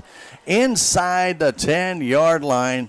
And right around a 6. It's a very bad tackling by the Salem Tigers. I believe that's 28 yards, Rick. Okay. Another first down. He broke, I want to say, 4 or 5 tackles in that run. Yeah, he did. First and goal for Mountain View. And guess what time we are at? End of the half. Yeah. End of the half. Snap comes back to do the inside flip to Ripko. This is Tanner turning, spinning, diving toward the end zone. Comes up short. He's at the 2, a gain of 4. Little inside flip. Yep. With 32 seconds left, the Mountain View will call timeout. With the score, 22-0 Eagles. Will come back in 30 seconds. This is Salem Tiger football on KSMO Media. With tax season fast approaching, you might have some questions that you need answered. If so, give the Tax Masters a call. They have over 40 years of experience and can handle all types of accounting services plus certified e-filing. Don't ever let yourself be a slave to the IRS. Come and see Jackie or Beth at Tax Masters, located at 107 West 4th Street here in Salem, or call 729-3001.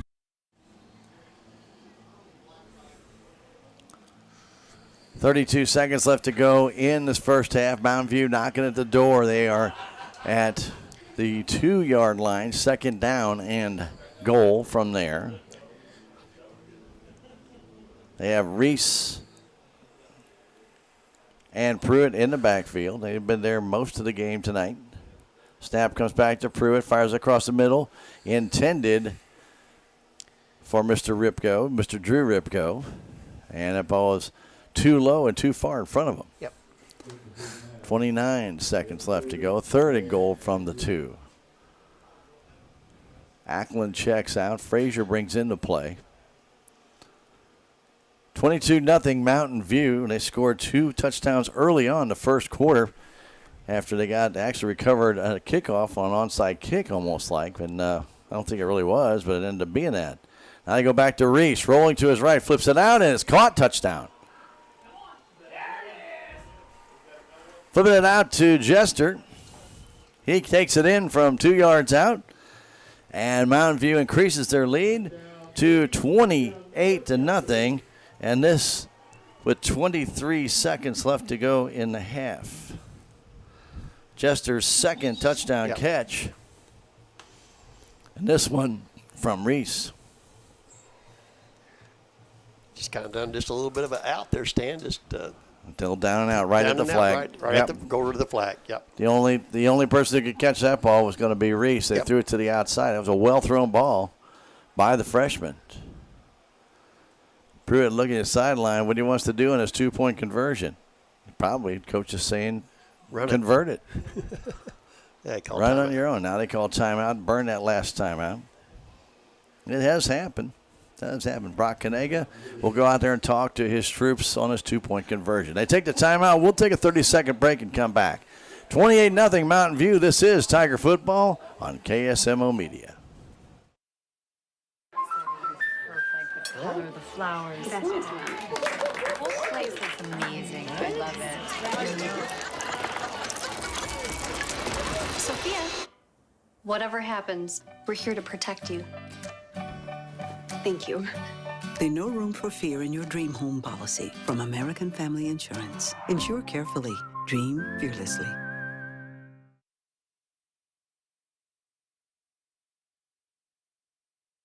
Mountain View just scored their 4th touchdown, a Jester reception of a 2-yard pass from Reese. And they are now pondering a 2-point conversion here as we come back to play. They'll line up with 2 receivers on each side. I'm surprised the Tigers haven't blitzed, Rick. Yeah, like I say, put a little, make him from the roll. back side or something. Do something different, yep. It looks like Reese, again, is out there. And Pruitt, man in motion from left to right, goes to Reese. Reese rolling to his right, running out of room, fires it, and it's good.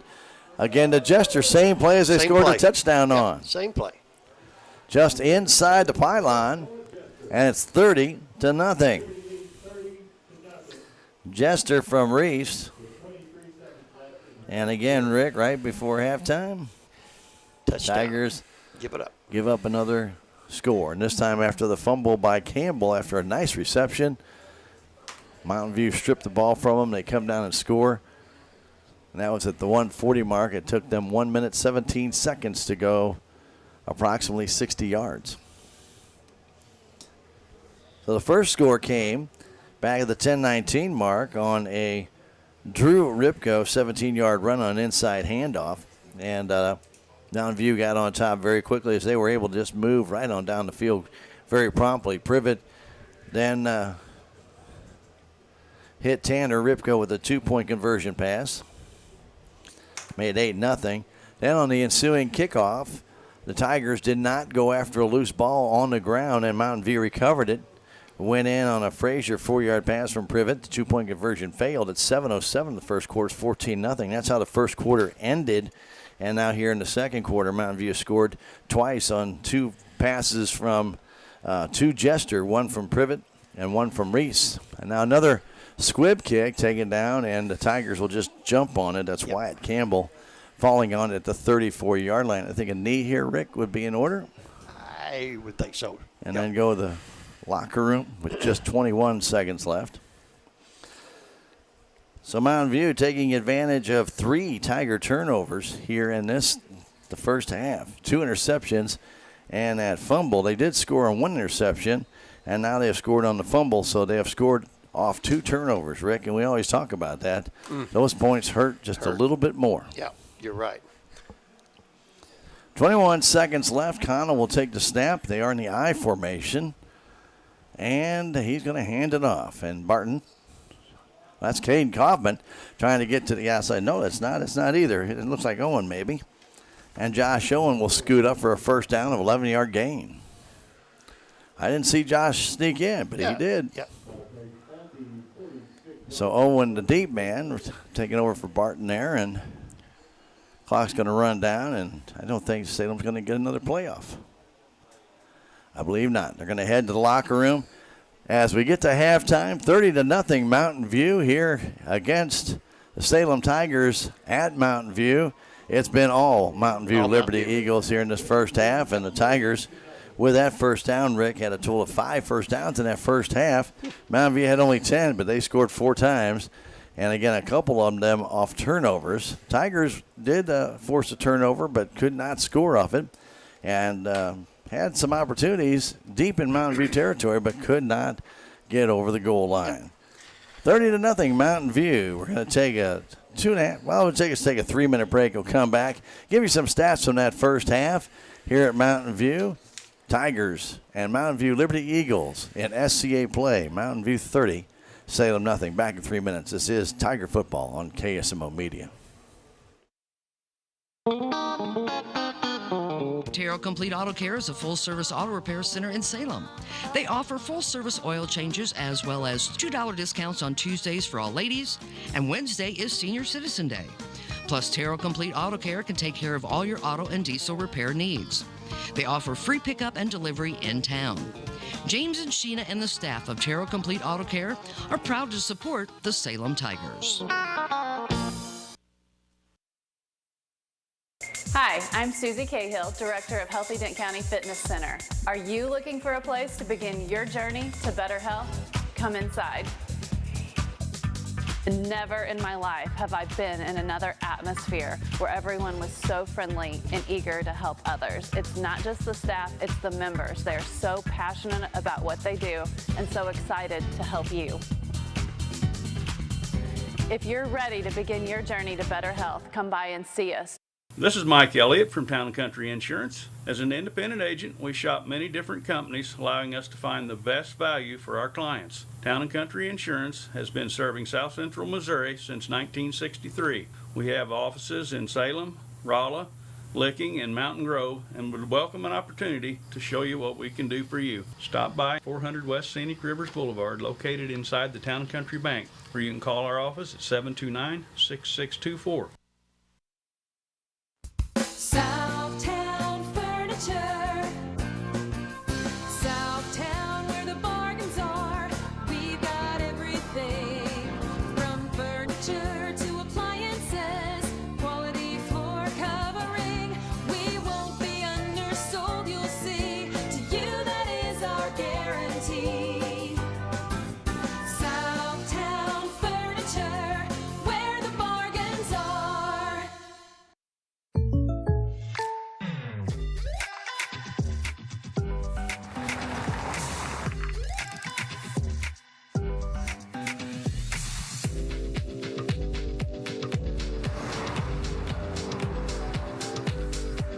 For your surprisingly great rates, contact your local State Farm agent today.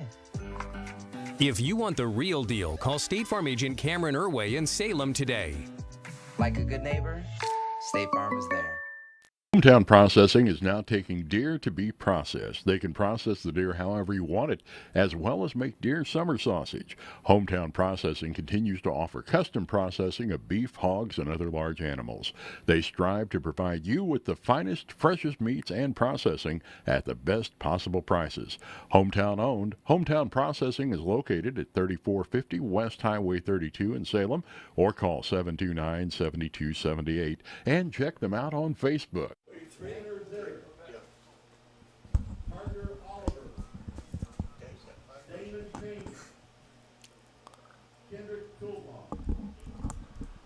We're in Mountain View, Missouri. Stan Stevens, Rick Hoyt with you here. This is KSMO Media bringing you Salem Tiger football. I want to congratulate Lady Volleyball Tigers on a big win over Ava last night.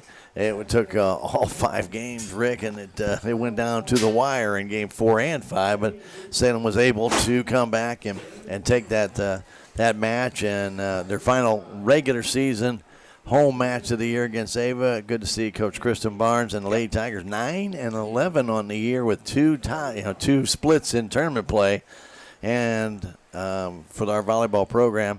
Really good to see the girls really buying into what Coach Barnes is doing there, and it really has. It was impressive last night to watch the girls come back. They were down 15-10 in game 4. You know, that's hard to come back in volleyball sometimes, but then Kaylee Moody went on an 8-point serve run. Salem came back and won that game 27-25, and then took the 5th game 15-13. So very close, but it's good to see the girls don't give up, and then not only that, but Rick, then win, able to maintain in that pressure time. You've got to win game 4 to make game 5 happen. They did that, and then they were able to hold off Ava in game 5. That was a nice job by the volleyball Tigers, and like I say, I want to congratulate them also on a good season. I think that that a lot of people didn't probably see that at the start of the year, but the girls have played pretty well. Volleyball team has struggled a little bit in the last few years, but let's hope that Coach Barnes is has got them on the right track. Now, they'll be at the Sparta Invitational Tournament tomorrow.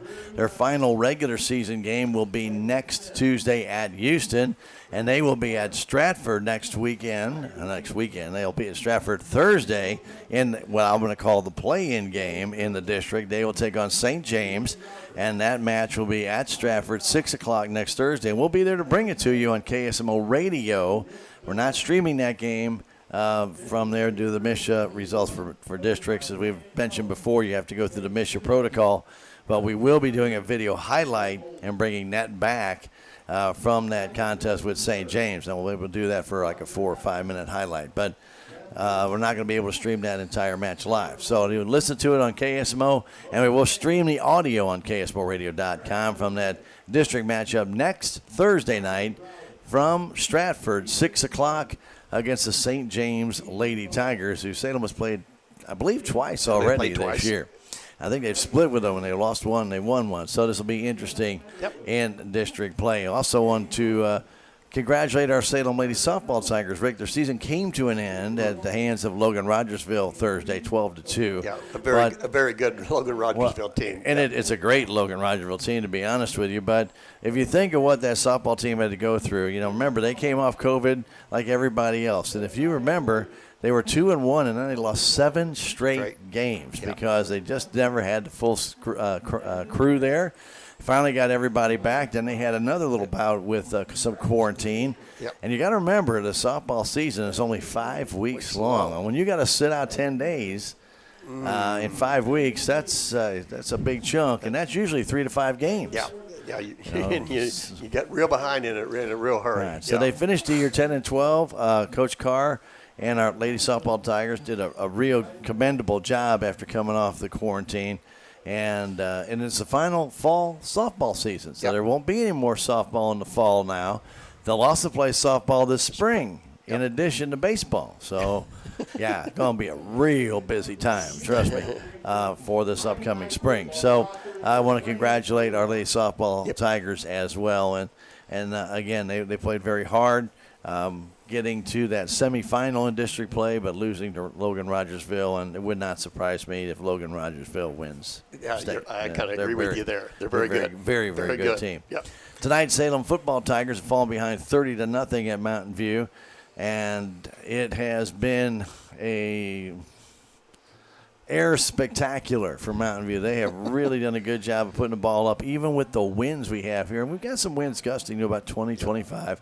But for the most part, it seems like down that field, I'm not sure. We are in a little bit of a hole here at Mountain View, but I really haven't seen the ball. In fact, maybe one pass the whole time, and that was down at the other end of the field, the far end, where I can see the flag moving a little bit. But on the north end of the field, it did not appear that the wind, Rick, bothered anything. No, you're right. You was talking about the one. I think there was maybe that I can think of maybe two passes that I've seen in that first half that may have sailed on the quarterbacks. But other than that, like I say, a lot of them were on the money. As you can, we'll go through the stats here in a minute, and you can see what we're talking about. But all in all, Stan, I didn't think that the wind affected much of anything in that first half. Now the field conditions definitely have been an effect, and have definitely not favored the Salem Tigers here. And the reason we're saying that, and not to make excuses, it looks like Salem is really playing like tippy-toe football out there to try and maintain some of their balance. And while Mountain View Liberty, obviously very familiar with their turf, and a wet turf at that, they're not having as many problems in keeping their footing. Yeah, they've slipped a couple times, not to take that away. There's still some very slick spots out there, don't get me wrong. However, they seem to be a little bit more comfortable, or maybe they just know the hard spots in the field. Right? You're right, because of course we're setting up here kind of high, but you can see that the dark spots and the light spots in the turf as we're looking at it right now. And where it's chewed up, so that turf that they have there it's very is loose. Pretty loose. So anyway, but not to make excuses, but I remember one year, and I can't remember where it was, Rick, that Coach Shukar took different spikes. For the guys to the field. I think it was California, wasn't it? I think so. Yeah, because we weren't sure what we were going to need. It was 3/4 or ½ inch. And they made all the kids change their cleats. Yep, sure did. All right. So anyway, let's talk a little bit about that first half as far as stats are concerned. Mountain View Liberty got the ball first, and they started racking up the stats right away, Rick. Yeah, you're right. They'll start with their leading carry tonight stand is going to be Drew Ripko. He's got 5 carries for 46 yards. Carter Pruitt's got 7 carries for 29 yards. Tanner Ripko had 2 carries for just 2 yards, and Gentry Ackland had 1 carry for 2 yards, and Gavin Reese had 1 carry for 1 yard. So they ended up with 80 yards of rushing in this first half. 80 yards of rushing, but the rush wasn't their big weapon, was it? That is not what they like to do. They like to put the ball up, and he put the ball up. Carter Pruitt put the ball up 22 times, Stan. He completed 14 of those passes for 201 yards. And had 1 INT on, so he ended up with 201. But also, Mr. Gavin Reese, Stan, put the ball up 5 times. He completed 4 of them for 14 yards. So they ended up with 215 yards of passing in this first half, with a total of 295 yards of offense in this first half of action today. Those boys are not afraid to put the ball up, are they? No. Yeah, you're right. Like I say, we'll see if that continues here in the second half. But, they definitely are not afraid to put the ball in the air. And they send everybody. And when we talk about it and trying to explain Mountain View, the football here at Mountain View, when they get their offense rolling, the snap is back to the quarterback. What would you say, a 1 count, and that ball's out? Yeah. So they set up 4 receivers or 3 receivers to one side, 1 to the other, or maybe 5 receivers, 3 and 2, or all 5 on one side, or all 4 and 1. However they want to set it up, but they get the ball and they immediately throw the ball down the field quickly or get it out and set up almost like a wide receiver slot screen it is. To the outside. Now, if they want to go down the field, what they do is they roll a little bit to that side where those receivers are, Rick, as they will then act as blockers and allow the quarterback to look down the field and make a play. Yeah, and he can either, like you say, he can either take off and run the ball, or he can put it up, and that's exactly the way this offense runs, and they run it pretty well. And most of the time when they roll out, though, you can tell when they have a designated quarterback run. Usually you'll see Pruitt or Reese just get it and tuck it and start and follow their blockers that are on that side. But if they are going to throw the ball, they'll run out there and they'll try and get what looks like tonight, at least, into the better grass area so they can plant and throw. I know we had one where I believe the quarterback, Pruitt tried to throw it from inside the kind of muddy area, and that ball sailed on him, and it took off because I don't think he could plant and throw. He couldn't plant it. Like I say, his back foot went kind of backwards, and that caused the throw to go high. Yeah, sailed over top. Yeah. So 259 yards? Is that what 295. Oh, sorry. I must have transposed those numbers. 295. That's a lot of yards in one half. All right, Rick, but how about for the Salem Tigers? Yeah, the Salem Tigers, their leading carry tonight is going to be Jimmy Barton. So far, he's got 5 carries for 13 yards. Garrett Connell's got 2 carries for 11 yards. Luke Campbell had just 1 carry for -11, and Josh Owen come in at the end stand and had 1 carry for 11 yards. So the Salem Tigers only ended up with 43 yards of rushing in this first half. How about passing? In the passing game, Garrett put the ball up 10 times. He completed just 3 of those passes, Stan. 2 of them were intercepted for 37 yards. So Salem ended up with just 80 yards of total offense in this first half. Yeah. Big difference. Yep. And the thing is, and we talked about at the very beginning of this game, the Tigers' offense needs to keep the Mountain View offense off the field. Yep. That was the key to this game, and didn't we're not able to get that done. Right now, 30-0 Mountain View on top. We are at halftime. We're going to take another 3-minute break and come back. We'll give you the scoring from the first half when we return. This is Salem Tiger Football on KSMO Media. Thanks for joining us. All gave some, and some gave all. The price of our freedom isn't free. Honoring those who paid that price is our privilege and duty. Join us on November 20th for the 6th annual Honoring Our Heroes Marathon. This all-charity event raises funds for local veteran causes and honors those who have served. Events include half and full marathons, relays, 10K, and 5K. All proceeds go to help local veterans. Go to heroesmarathon.com to register and get more information.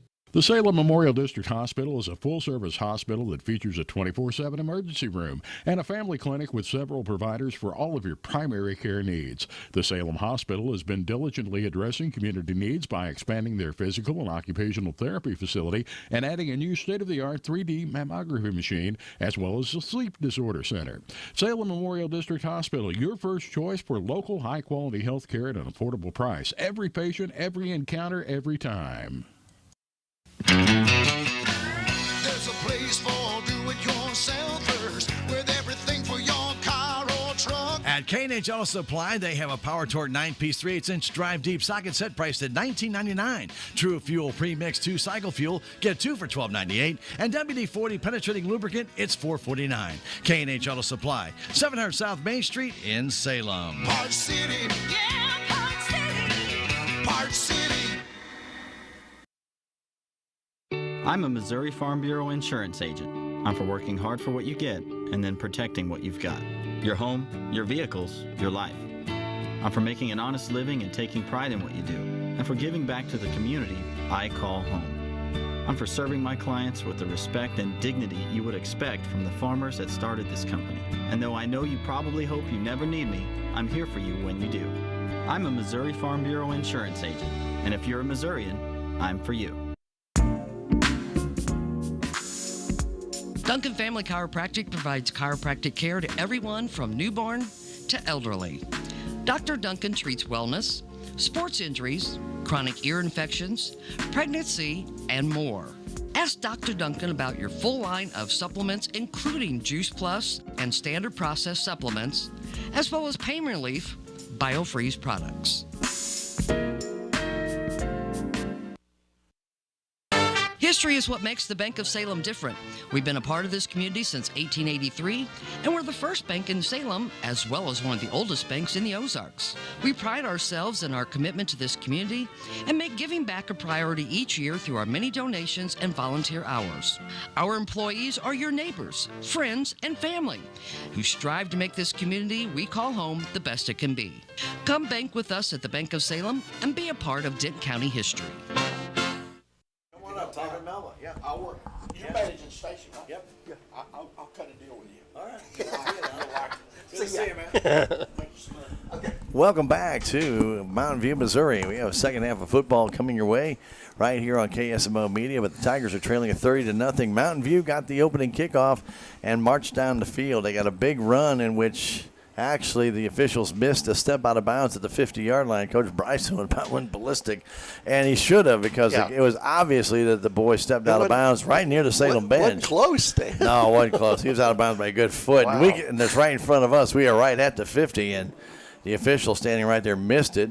Anyway, he was able to get another 20 yards, and that, of course, was Drew Ripko. He went down 50. That was a 50-yard gain, I believe, after it was all said and done. Anyway, nonetheless, he got down inside the 30-yard line, and 3 plays later, Mountain View was in the end zone, a 17-yard from Drew Ripko on an inside handoff. He took that ball in, and then a pivot to Tanner Ripko for the 2-point conversion, made 8-0. Now it's just a minute and 41 seconds into the first quarter. Mountain View kicked off. Salem Tigers did not react to the kickoff. The 5 guys on the front line did not move, and the second line did not move, and Mountain View went down there, and I'm serious, Rick. It's like they didn't even know the play had started, and they recovered the ball at the 45-yard line. 7 plays later, Frazier, a 4-yard pass from Privet. The 2-point conversion failed, and at the 7:07 mark of the first quarter, Salem was down 14-0. Then the Tigers started to settle down. They got a chance to get the offense trying to get going. Their defense stopped the Mountain View Liberty Eagles a couple times, and Tigers looked like they might start getting the offense going, but then an interception then led to the 3rd touchdown for Mountain View. They got at the 11:19 mark of the second quarter as Jester took a 17-yard pass from Privet. I got to, again, go back to the Frazier catch, a 4-yard catch in the end zone. Frazier reached up with his right hand, caught the ball at the very tip end of his fingers, and brought the ball down for a catch for that touchdown. Now, Jester's 17-yard pass, just a perfect pass right in the corner of the end zone. He got that one, and he was pretty much what you call all alone. Then a 2-point conversion, Reese to Jester for that, and it was 22-0. The same actual pass virtually on the 2-point conversion as it was on the touchdown. And then with 23 seconds left in the half, after a Campbell fumble as the Tigers were moving down the field, he caught the ball, got the first down, then fumbled the ball. Mountain View recovered it. They walked down the field in 6 plays. With 1:40, they got the ball back, and with 23 seconds left to go, just on a 2-yard pass from Reese right in the very far corner of the end zone, right at the pylon. And then they threw exactly the same play for the 2-point conversion, 30-0 our score. Salem had a total of 5 first downs in that first half, 10 for Mountain View. Mountain View had 8 penalties for 70 yards. Salem had none, no penalties. 1 interception thrown by Pruitt, and the Tigers threw 2 interceptions. Connell threw 2 to Ripko as Drew Ripko got them both. Another attempt at onside kick or just a squib kick taken down by the Salem Tigers, and recovering that ball for Salem was number 40, Braden Atkinson. But Ripko had 2 interceptions, and then the Campbell fumble, those 3 turnovers, 2 of them turned into Mountain View points. And again, 3 turnovers for Salem, and the interception by Campbell in the second quarter off of Pruitt, and the Tigers had a good chance. So we're underway here in the second half. Salem Tigers had deferred after winning the opening toss. And so they got the ball at their own 45-yard line. Garrett Connell at quarterback for the Salem Tigers. He looks to throw the ball, fires it out to the side, and slipped like it slipped out of his hand. And Paul had Caden Kaufman written all over it except for one problem. Paul just kind of did like a dying swing duck. Just didn't get there. Yeah, that ball definitely slipped right out of his hand. The 2nd down and 10. Just underway. On a cool night here in Mountain Grove, and breezy, and just ask the people all wrapped up in their blankets. Yeah. But it looks like the wind has died down a little bit, Rick. I don't see as many.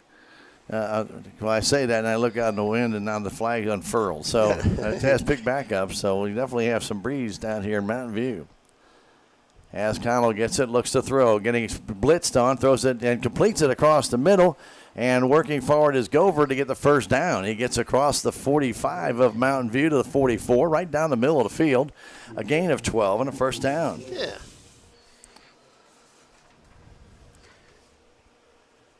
Good job by Bradley. Just kind of sat down in the middle of the field there, Stan, and nice throw by Garrett to get that to first down. Ball looked like it slipped a little bit too, Rick. It did. So the ball might be a little bit wet. True. And, of course, they're sending it right into the wet ground. And with that clear sky now, and we are in that hole at Mountain View, this field does tend to get pretty moist. Yep. All right, Caden Kaufman wide to the left side. Barton in the slot to the right. Back to throw, fired across the middle, and it's caught there by Haven, still on his feet to the 30-yard line and down to the 29. That's a gain of 15 yards and a first down. Nice job by Colin Haven. He got hit right when he caught it, bounced off. He got away from Frazier and went down and got an extra 6 yards or so. Yeah. Nice pitch and catch there, Stan. Tigers need a little bit more of that simplistic plays, Rick. Just coming in, not doing anything fancy. No. Not having to sit back in that slot there for very long and allowing Connell to get that ball off quickly. Again, the Tigers go the same format. Back to throw. Fires it deep into the corner. There's a Gover right open. Touchdown, Salem Tigers. There we go. Bradley Gover on the touchdown pass from 29 yards out. And Salem is on the board here. 1 minute, 16 seconds into the third quarter. There we go. That didn't take long, Stan. No, wow. It did not. Go over the 29-yard pass. That was a nice pass by That was Garrett. a nice pass. Like I say, hit Bradley in stride, and that all he had to do was kind of walk on into the end zone. That was a nice job. Tigers don't know if they want to go for 2 or 1 here, Rick, and they'll have to burn a timeout. Gover went out there, as did Caden DuBois, but it looked like Tigers wanted to go for 2. Boy, you'd hate to see them burn a timeout for that. But they did burn a timeout. 10:44 to go in the third quarter. Salem on the board, 30-6, back in 30 seconds. This is Salem Tiger Football on KSMO Media.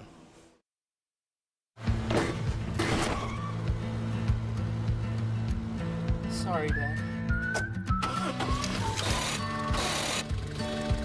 Sure, you could get him a new car. You could also light a pile of money on fire.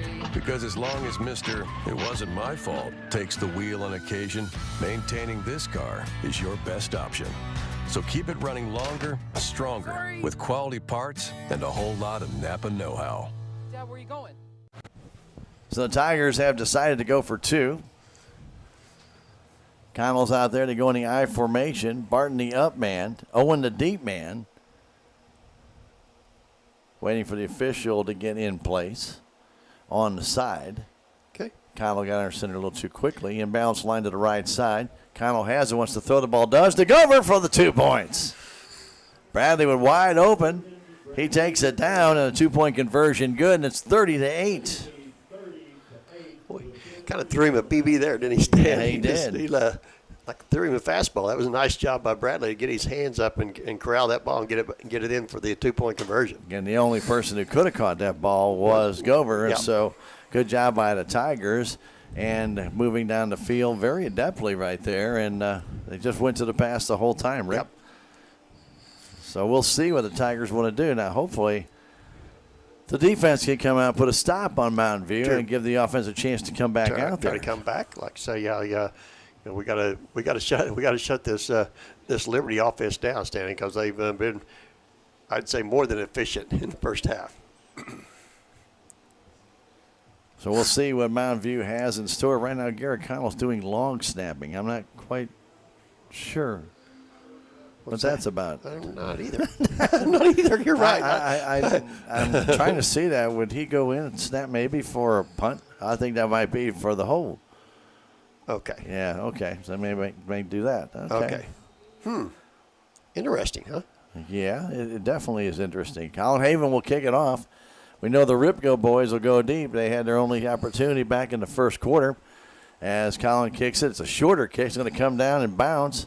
Get on and it. bounce and bounce. And the Tigers are too slow to get there. And that ball was free, and Ripco came up and got it. Tanner did. Tigers a little too cautious there. Gosh. Come on, guys. Ball was right at the 30-yard line, and Owen kind of got up there, and then Rick kind of waited for Mountain View to get the ball. That's like you said. I mean, just like That's you a mentioned live earlier, ball. that's a live ball, guys. That's a good kick by Haven was a because they leave about 30 yards in between their deep men and their short men. Yeah. And that ball was right in between. In the gap. Yeah, right in between. It hit and just died in the turf. Salem had a chance to recover it, but did not get there. And Owen was probably the closest one to getting it, but it looked like he might have pulled up just at the last second. All right. Pruitt gets it, wants to throw right away. Gets it out to Tanner. And Tanner hit, taken down by Connell, and two other Tigers jump on him. He does get a couple of yards. I think we got a flag on the far side. I think I've seen a flag come down the far side, Stan. I'm looking for it, Rick. I thought I saw it too, but unless I'm getting screened out of it, I don't see it. Okay. I thought I seen something come out of the side over there. Yeah. Oh, it is on the very far side, right Okay. at the line. There is a flag down. And they picked it up after they made the call. I still haven't seen the call. Was it another sideline warning, Stan, I guess? It might have been, Rick. Okay. It was dropped right at the line of scrimmage. Okay. But right at the pylon, at the yard marker. Okay. So it might have been a warning. But I still didn't see the official give the sign. No, I didn't. I didn't either. I missed that. Yeah. All right. Second down, 8 yards to go. Pruitt will roll to his left, looks, fires the ball out, and it's incomplete. Intended, I believe, I'm thinking it was intended for Tanner Ripko, but going further down the field was Ackland. And Cowell was open, well. Kind of in between. Yeah, I won't say open. He was being guarded by Haven. Yeah. But he was right in that vicinity and was open for a little while. Then that throw looked like more, though, was probably for Ripko. Yeah. 30-8 our score, third down and 8. A big stop here, Rick. Could it? Yeah. We see a Tigers defense step up right here. Comes back to Reese. He rolls to his right. Rolling, fires it out, and it is incomplete. Intended out there for Jester. Well, we saw that one time. We thought it was incomplete, and all of a sudden they called it good. Well, that's true. So the defense has held stand, hopefully. 4th down, and Kaufman will drop back. Yep. To receive the punt. And Pruitt's going to punt. Ripko has punted. That might be actually Ripko going back there. Okay. Jerseys are getting a little dirty now, Rick. Yeah. And it is Ripko. Yep. Gets off that low punt, and Kaufman's going to let it go, and it will die in that just nasty turf out there at the 33. And Salem will have the ball back with 9:45 to go, third quarter, 30-8. Our score with Mountain View on top. So good defensive stand by the Salem Tigers. Yep. Now see what the offense can do if they can find another way in the end zone. Get into a rhythm and move the ball down the field again, Stan. Salem only got 2 first downs on that drive before scoring. Yeah. So ball at the 33-yard line, 1st and 10, third quarter action, 9:45 to go. A lot of time. A lot of time. Yeah, 9:45 here to go. Well, third quarter, wow.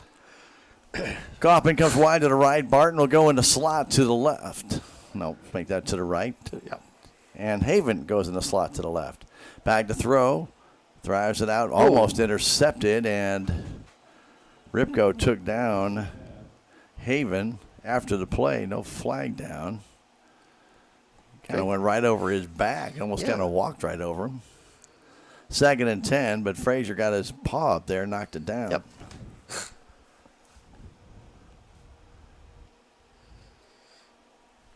$9:39 to go. This is the third quarter. 2nd and 10. Tigers' running game virtually non-existent. They got 8 seconds on the play clock. They're going to have to hustle. Hustle up, guys. Down to 6. They go back there, down 2-1, and they better get it off quickly, and they do. Had to burn it again. They did. They had to burn another timeout. So Salem Tigers a little slow in getting the play in and then getting up to the line of scrimmage. Have to burn their second timeout. It's 9:39 to go in the third quarter. 30-8. Mountain View on top. Back in 30 seconds. This is Salem Tiger football on KSMO Media. If you have the audacity to believe a financial advisor should talk with you, not at you. If you believe access to your financial advisor should be a right, not a privilege. Join the nearly 7 million investors who think like you do. FaceTime and Think Time make a difference. Join us. Join us. At Edward Jones, it's how we make sense of investing. Call Joe Brand in Salem at 729-3831. Warm-blooded. Yeah. All right. 2nd down 10. Tigers having to burn their second time out of the second half already. 1 on the 2-point conversion. Back to throw. Connell rolling to his right. Has room. Has a man wide open deep. And he gets it out there. It's caught and dropped. Barton was wide open at the 40-yard line. Paul's underthrown just a smidge. Jimmy had to reach back, had it, tried to trap it against his body, and dropped it. Wide open. Wow. Whew. Man, oh, man. 3rd down and 10. Those plays, Rick, just got to be made, especially when you're down by 22. You just got to hold on to that ball. And I know it's easier said than done. That ball slipped me a little bit, but. And Jimmy was there, like you say. Oh, yeah. Just, like you say, just couldn't get a handle on it. All right, on 3rd and 10. Connell back. Need that first down. Looks through the middle. Throwing it. It's almost intercepted, but it's overthrown. Tipped there. Looked like intended for Barton again. They'll bring up 4th and 10. Salem can't go for it this close to their end zone. They're going to have to punt. And going back is going to be Tanner Ripko, as Gover will come in and do the punting. We've seen Connell do that, just drop back and do a little pooch kick. That's not going to happen, well, at least not this time, we don't think. Snap is a real good one and a good kick. Short punt, very short punt. It's going to come down near the 50. Takes a Tiger bounce of 5 yards, and it'll be at the 45-yard line, 46 of Mountain View. Punt covers 19 yards, Rick. That's it. That was Connell snapping, too. And the sad part about it is, Rick, that's kicked right into the wind, so it can't really – we did see that one pull up. Yeah. It did affect that one, didn't it? You bet it did. It's almost the point there you want to kick that low line drive. You don't. Yeah. That ball got up in the wind. It just stopped. Very short punt. All right, Pruitt calls for it, gets it. That inside handoff to Tanner Ripko, and Ripko gets to the 50, maybe to the 49. Gain of about 5 on that little flip inside. Those actually are forward passes. They're not handoffs or flips. Because, like you say, if it, if he did drop it, that it's an incomplete pass. That's right. Well, I don't know this officiating crew. Well, that's true. You never know what they we don't know what they'll call. Yeah. All right, 2x2 in the receiving core. Reese gets this one, hands it off to Ripko, trying to go to the outside. Gets by one man, is taken down after a yard gain as Barton brings him down. That's Tanner Ripko again to the outside. And it's 3rd down and about 3. 8:25 to go in this third quarter. 30-8, Mountain View on top. Ball at the Salem Tiger 48. They need to get to almost the 44. 44, yeah. So about 3.5 yards to go. Jester wide to the right, Ackland wide to the left. Again, 2 slots. It surprised me if Pruitt runs here. Instead, they're going to give it inside to Ripko. Ripko trying to turn the corner, does get the first down and more, and dives to the 41. And this time it's Drew Ripko and a gain of about 8. First down for Mountain View.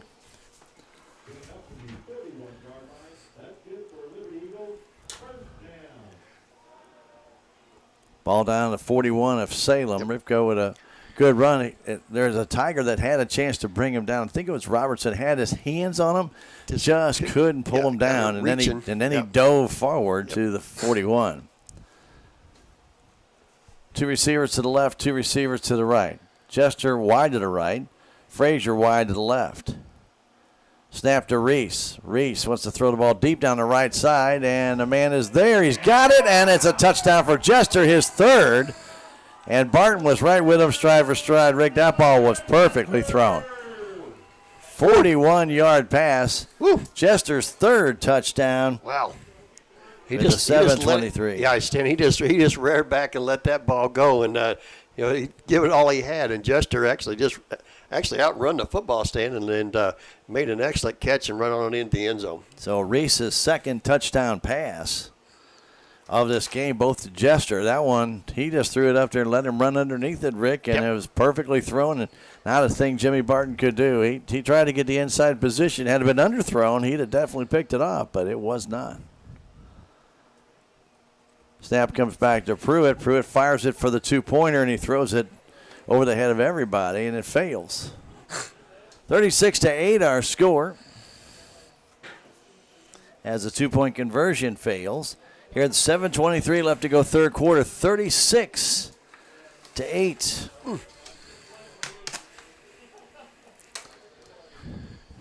Tiger defense looks good there for a few plays, Rick. Looked like they might be able to stop Mountain View. They did that first possession, could not the second. Yep.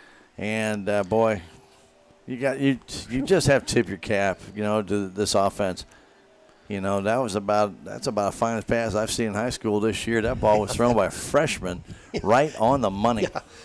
And Jester, Noah, who's a senior, 165 pounds, who can run like the wind. True. And not take anything away. Jimmy Barton's a very good runner. But Jester is a sprinter for the Mountain View track team, and I don't know if Jimmy can keep up with that kind of speed. And he got just a step behind him, and that was all it took. Mm-hmm. Ball was thrown perfectly. He caught it and went in. Yep. Nice throw. Tip the cap. You got a good play like that, Rick. You just tipped the cap. Yeah. Drew Ripko will kick it, and he'll kick this one actually somewhat deep. And it comes down and goes in the end zone for a touchback. That's the first one we've seen him kick deep all day. Yeah.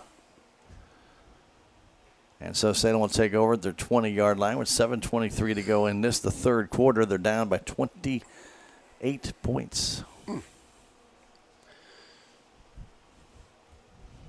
3 touchdown passes caught by Jester in this game. 3. The last 3, as a matter of fact. All right, so the Tiger offense back on the field. They got a lot of green, well, somewhat green, somewhat muddy in front of them.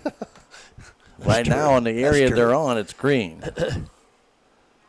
Connell gets it, wants to throw. Salem fires it out, completes that pass to the far side. Looks like Colin Haven with that catch. A gain of maybe 6. Bring up 2nd and 4. Ball the 26-yard line. Caden Kaufman comes over, gets the play from Coach Barnes and goes back, and we'll relay that as the clock continues to roll down. 6:50 and counting, third quarter. Salem will be at Kabul next week for their final regular season game against the Bulldogs.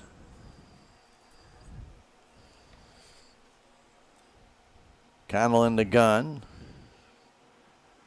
Goes back to throw, fires it across the middle, and the ball's tipped and incomplete. Intended for Barton, went off his hand straight up in the air, and nobody could get it. 3rd down, 4 yards to go. A little slant pattern by Jimmy. Ball was maybe a smidge behind him where he had to reach back, tip that ball up in the air, but nobody could get it. That had pick 6 written all over it, Rick. That's what I was looking for, Stan. You said you've seen the same thing I was. That ball was up in the air for quite a while. Yeah. Well, it seemed like it was quite a while. Yeah. If you were Mountain View, probably not long enough. If you were Salem, way well, that's too probably long. true, too, yeah. All right, Owen in the backfield along with Connell. 3rd down, 4. Garrett gets it, rolls to his right, thinks about throwing. Now he wants to go deep, and the ball is incomplete. He had Kaufman wide open down the sideline, but he threw it toward Barton in the middle. He was defended by Drew Ripko to bring up 4th and 4. They may actually go for it here, Rick. Would not totally surprise me. True. But then maybe not. Looks like they are going to send out the punt team. Tatum Barton comes out. And they are going to punt as Gover will drop back. 4th down and 4.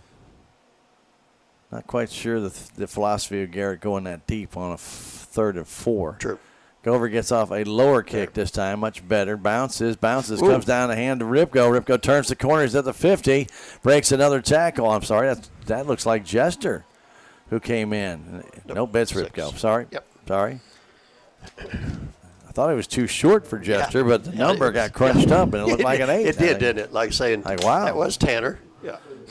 So Tanner Ripko with a return of about 15 yards and gives out good field position to Mountain View in the Salem Tiger zone at the 43-yard line. All right, Rick. Here we go. 6-13, 36-8, Mountain View on top. They got trips to the right side. Back to Reese, fires it out to the right side to Tanner Ripko, and Ripko will battle and fight and get about 5. Down on that right corner, kind of waiting for a little blocking there. Didn't really get too much. Did most of that on his own. Ball placed down to the 39-yard line, so 2nd down. Still about 5.5 to go. 5:47 remains in this 3rd quarter. We got Missouri Tiger football tomorrow morning, 11 o'clock against Texas A&M. Hope you listen into that on KSMO. And then Blues hockey tomorrow night. That will be at 7:30 with the pregame show. Ackland gets it, and he's thrown down by Owen. He got back to the line of scrimmage, maybe a yard. Not much room over there. Not much. 3rd down and still about 5.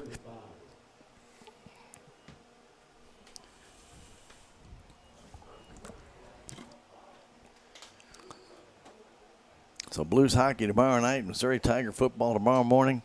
Lots of sports. Yeah. Yet. Opening game for the Blues. Opening game for the Blues at Colorado. All right, trips to the right. They do the inside handoff. Look like they're going to do a double reverse to Ripko, and Drew will get down to about the 35. It'll be short. It'll be 4th down and still about 3. Gain of 2. It'll be 4th and 3 from the 36. Good tackling by the Tigers there. Gover got in there, and I believe Robertson was also there. And coming up, Owen, there was two or three other Tigers that were helping out there as well to make sure his forward motion was stopped. True. Jester goes wide to the right side. Frazier wide to the left. Ackland's going to go in a slot. That's back goes Pruitt. Fires it. It is caught. And a first down for Mountain View at the 27-yard line. That pass goes to Ackland. Just did a little down and in, Rick, and a little curl pattern, actually. Sat down, and the Tiger got a little stinger on the arm. Looks like Corbin Robertson, he's got some issue with his right arm. I think he got a helmet on the elbow, Rick. Kind of. Oh, that just makes it numb. Yeah, I can't feel it. Yeah, and you're trying to get that tingling. 1st and 10. They go back to Reese, hands it off to Ackland. Tanner Ripko. Ripko still on his feet, gets inside the 15 to about the 11. That'll be a 16-yard gain and a first down as Tanner Ripko found a little seam out there, and he takes it down to the 11. Like Salem had that cut off, Rick, and the next thing I know, he got to the second level. Squeezed through there, didn't he? Yeah, he did somehow. 1st and 10, 3:35 to go. This is the third quarter, 36-8, Mountain View on top. Reese has this one, hands it off to Ripko. This time it's Drew. Drew down the right side. Drew near the end zone. Touchdown. They call touchdown. I don't think the ball ever crossed, but his feet did. Either. Yeah, his feet did, but I didn't see the ball ever go across. And that'll be an 11-yard run. He got hauled down, and his feet slid the end zone. They called touchdown. Yeah, they're still counting it. Yep. It's an 11-yard run here with 3:20 to go.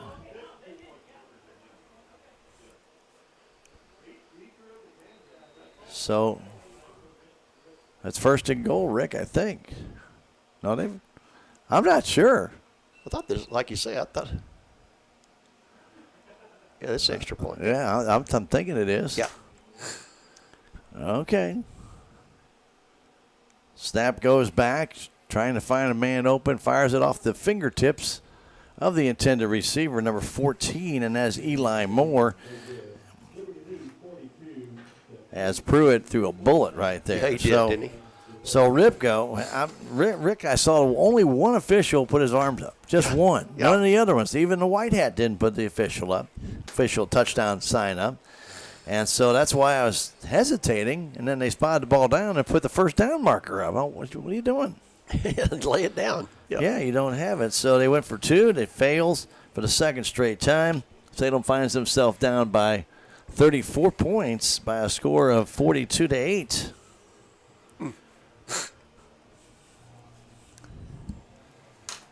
So, just got to tip your cap to some of the speed of this Mountain View team, Rick. It's just amazing to watch these guys run and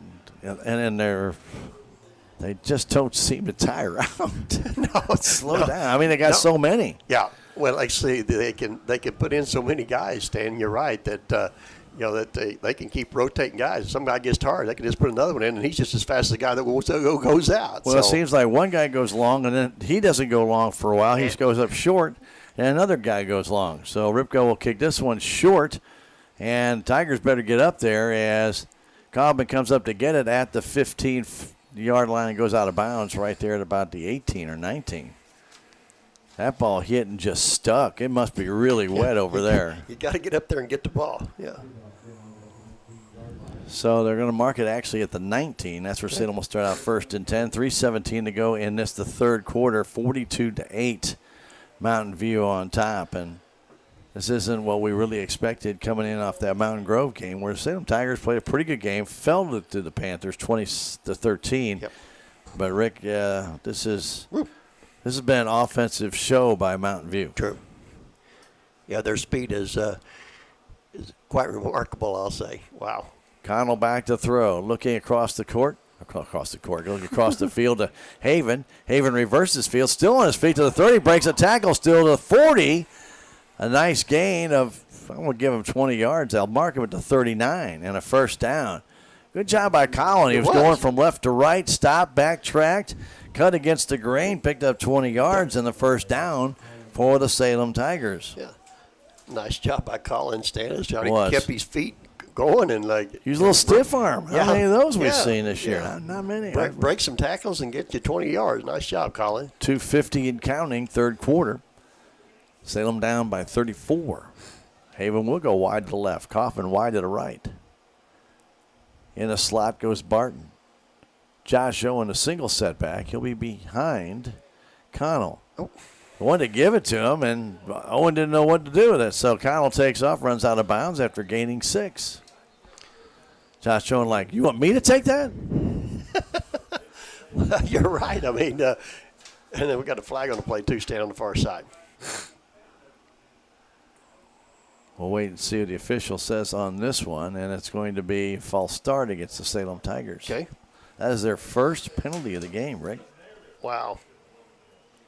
First penalty. Well, actually, their second, but I don't know what to call that other one. True.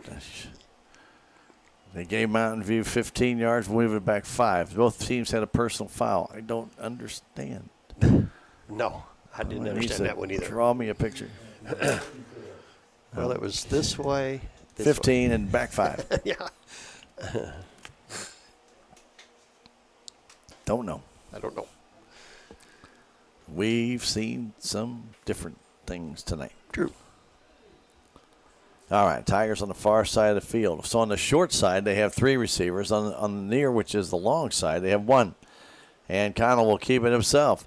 Tries to get to the outside. He runs for about 8 yards up to the 42-yard line. And it'll be second down and about 7. 7, yep. Thank you, Ben. Appreciate that. I don't know what I would do without my score sheet. Did Ben have our score sheet, Stan? No, the wind. Oh, the blew it wind. down. 2:02 to go, third quarter. Second down, 7. Tigers, 2 receivers to the right, 1 to the left. Owen, single setback. Connell will have it. Has a little option play. Has Owen blocking for him. Tries to cut upfield. He slid that time, and he's going to only gain maybe 2 up to the 44.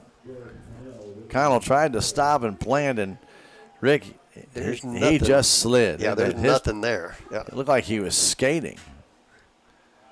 Garrett took a shot. He's a little slow in getting up. Third down in about 6. Yep. 5.5. 5, yeah. How do they have 7? I don't know. Oh, there they go. They figured out that was a little too long. All right.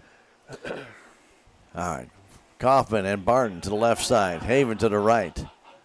Play clock is down to none. They got it off just in time. Connell wants to throw it deep downfield. Oh, no. And it's going to be picked off by the Mountain View Panthers. And that interception is by Eli Moore. Trying to go to Barton, and Barton could not have gotten there, Rick. No, like I say, there was no way. That's the reason why I said, oh, no, when I seen that pass go up. Like I say, there was no way that he could get there. Third interception thrown, this time Eli Moore, the interception at the Mountain View 25-yard line with 53.9 seconds to go in the third quarter. 4th turnover of the night for the Salem Tigers, Rick. Wow. They have capitalized on 2 of the 3. Again, 5 receivers in the pattern, 3 to the left, 2 to the right. Back to throw is Reese, and that throw is too low for Ripko. I'd go pick that ball up because that's very close to a lateral. So Drew Ripko tried to reach down and get that one. That's the second time Reese has thrown that out to Ripko. He's thrown it too short. So I don't know, maybe Ripko's too far out. I don't know. Yeah, true. You'd think that would be in practice. That'd be like an automatic. True. But like I said, for the second time in this game, when Reese has thrown that ball to Ripko, that has been short. Frazier coming wide to the left side this time. They double up on the slot. Both sides, they flip it inside to Tanner Ripko. Ripko with a little bit of a hole, dancing around, still on his feet. Gets out and a first down across the 35-yard line. A nice little swivel hips move there. And a gain of 11 and a first down. Yeah, that's their 14th of the game. Yeah, that was pretty well all Ripco there, Stan. It was. That was a nice run. Tanner went to the right, back to the left, then got up the middle, went stopped, backed up, to the right, went to the left. Almost like Dancing with the Salem Stars. And he got a, and got Little 11 salsa. yards out of it. He got 11 yards. And he got an 8. You know, who knows? True. This time Pruitt takes the snap and gives it to Reese, and then he gives it off to Drew Ripko, who will get 3 yards. Okay.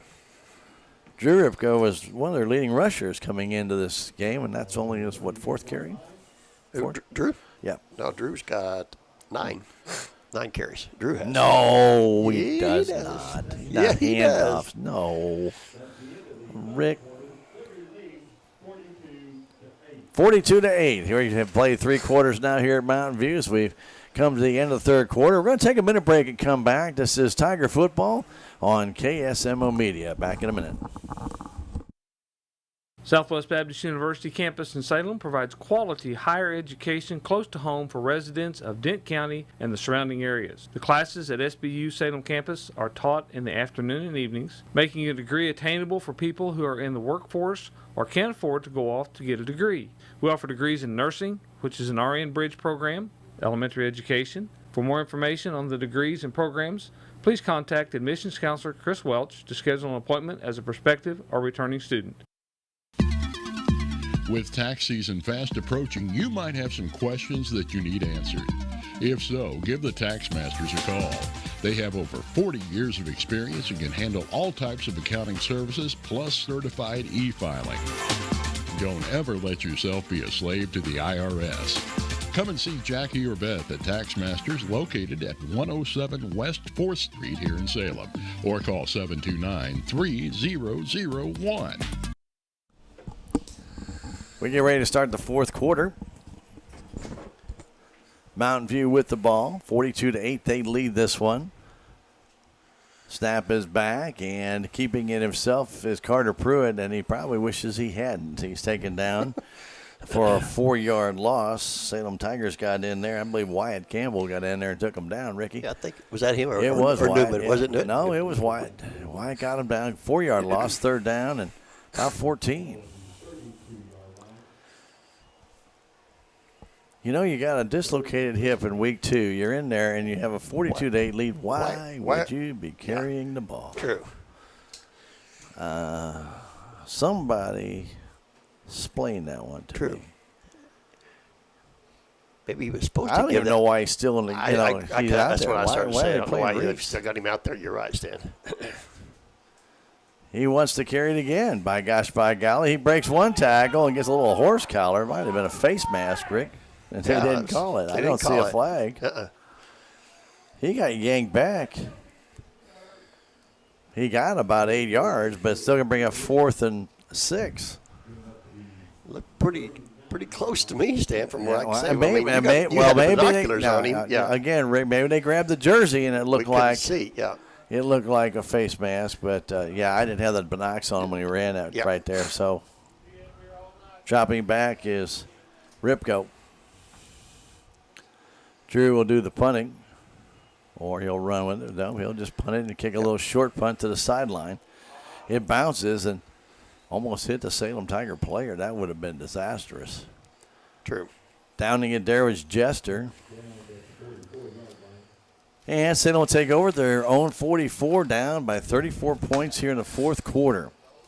Tigers in danger of falling to 1-5 in the SCA, 1-6 overall, going into their final game against the Kabul Bulldogs. Rick, I don't think anybody saw this kind of score tonight. I thought it might be a high-scoring game, but I thought it would be each team, especially after last week's offensive successes against Mountain Grove. But that has not happened. And with 4 Salem Tiger turnovers tonight, that definitely has not happened. That does not help, O'Connell stays in. I thought they might throw in Caden Du Bois and give him a little shot. But Garrett stays in, almost lost the ball on the handoff. Double little flea flicker there, giving it to Caden Kaufman, but I don't know why, and he gets back to the line of scrimmage. Well, that was interesting as a triple handoff. Yeah, a triple handoff. I don't think I've seen that. I thought they'd throw it back to Connell so he could throw it downfield. They did nothing. Why not? Yeah. If anybody else wants to come in here, we'll keep handling this thing off. Well, it looked like Cade Kaufman didn't know what to do after he got the handoff. Like, what, do I throw it, give it back? Do I run? And he took off. He got back to the line of scrimmage. He did get back to the line of scrimmage. So a lot of touches and no yards. 2nd and 10. Kaufman goes wide to the right. Barton in the slot to the right. Haven to the left side. Connell back. Gets some pressure, and it's intercepted by Mountain View for the 4th time tonight. Trying to flip it out on a screen. Picking that ball off is number 32 of Mountain View. 53 of Mountain View, and that's Skylar Rogers. Yep. So Skylar Rogers with the interception. 5th turnover. Yeah, I don't think Garrett even seen him there, Stan. I think he was just looking to flip that ball out there in the flat and just didn't get it out there far enough. Well, Rogers did a good job of fighting off his block, Rick, and then he jumped up and just got his hand on the ball, and it kind of just fell right into him. And so you got to give a lot of credit where credit is due. He was looking. He knew he couldn't get in there and get to Connell, so next best thing is to jump, try and knock the pass down, and the ball just happened to fall right into his hands. Flag down, Stan. Well, delay a game called against Mountain View with 9:32 to go. They had kind of a mix-up there, didn't they? Yeah, Didn't know who was supposed to be in the game.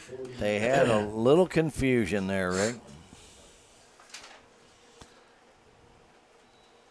Well, that's about the only confusion they've had tonight. They have played a pretty whale of a good game on offense. Lots of penalties, but boy, they're very creative.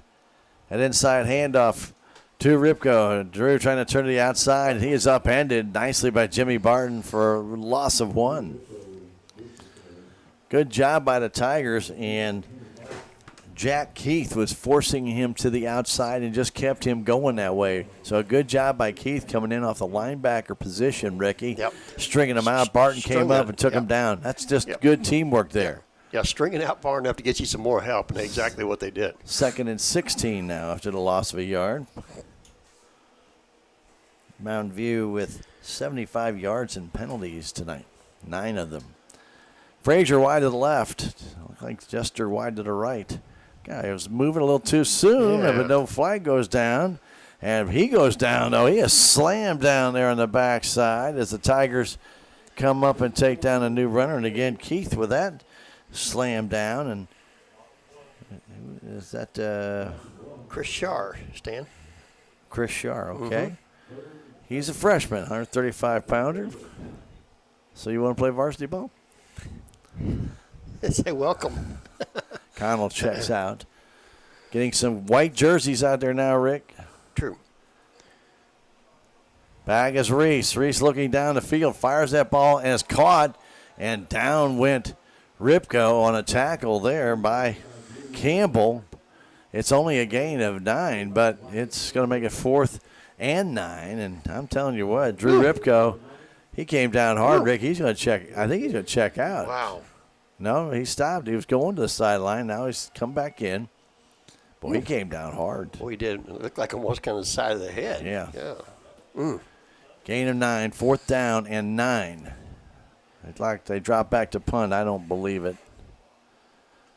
Why? True. They get it, and they are going to do a little pooch kick, trying to down it inside the 1. Nope, can't do that. That ball went out of bounds at about the where are you going, dude? Referee ran down to the goal line, then came up to the 12. I think more like about the 16. But, okay, they're going to mark it down now at the 13. He's still indecisive. Salem Tigers take over 1st and 10 at their own 13. 7:25 to go, down by 34 points. Looking a little grim tonight now, Rick. True. As far as what the outcome will be, but the Tigers with 5 turnovers. You don't want to go down.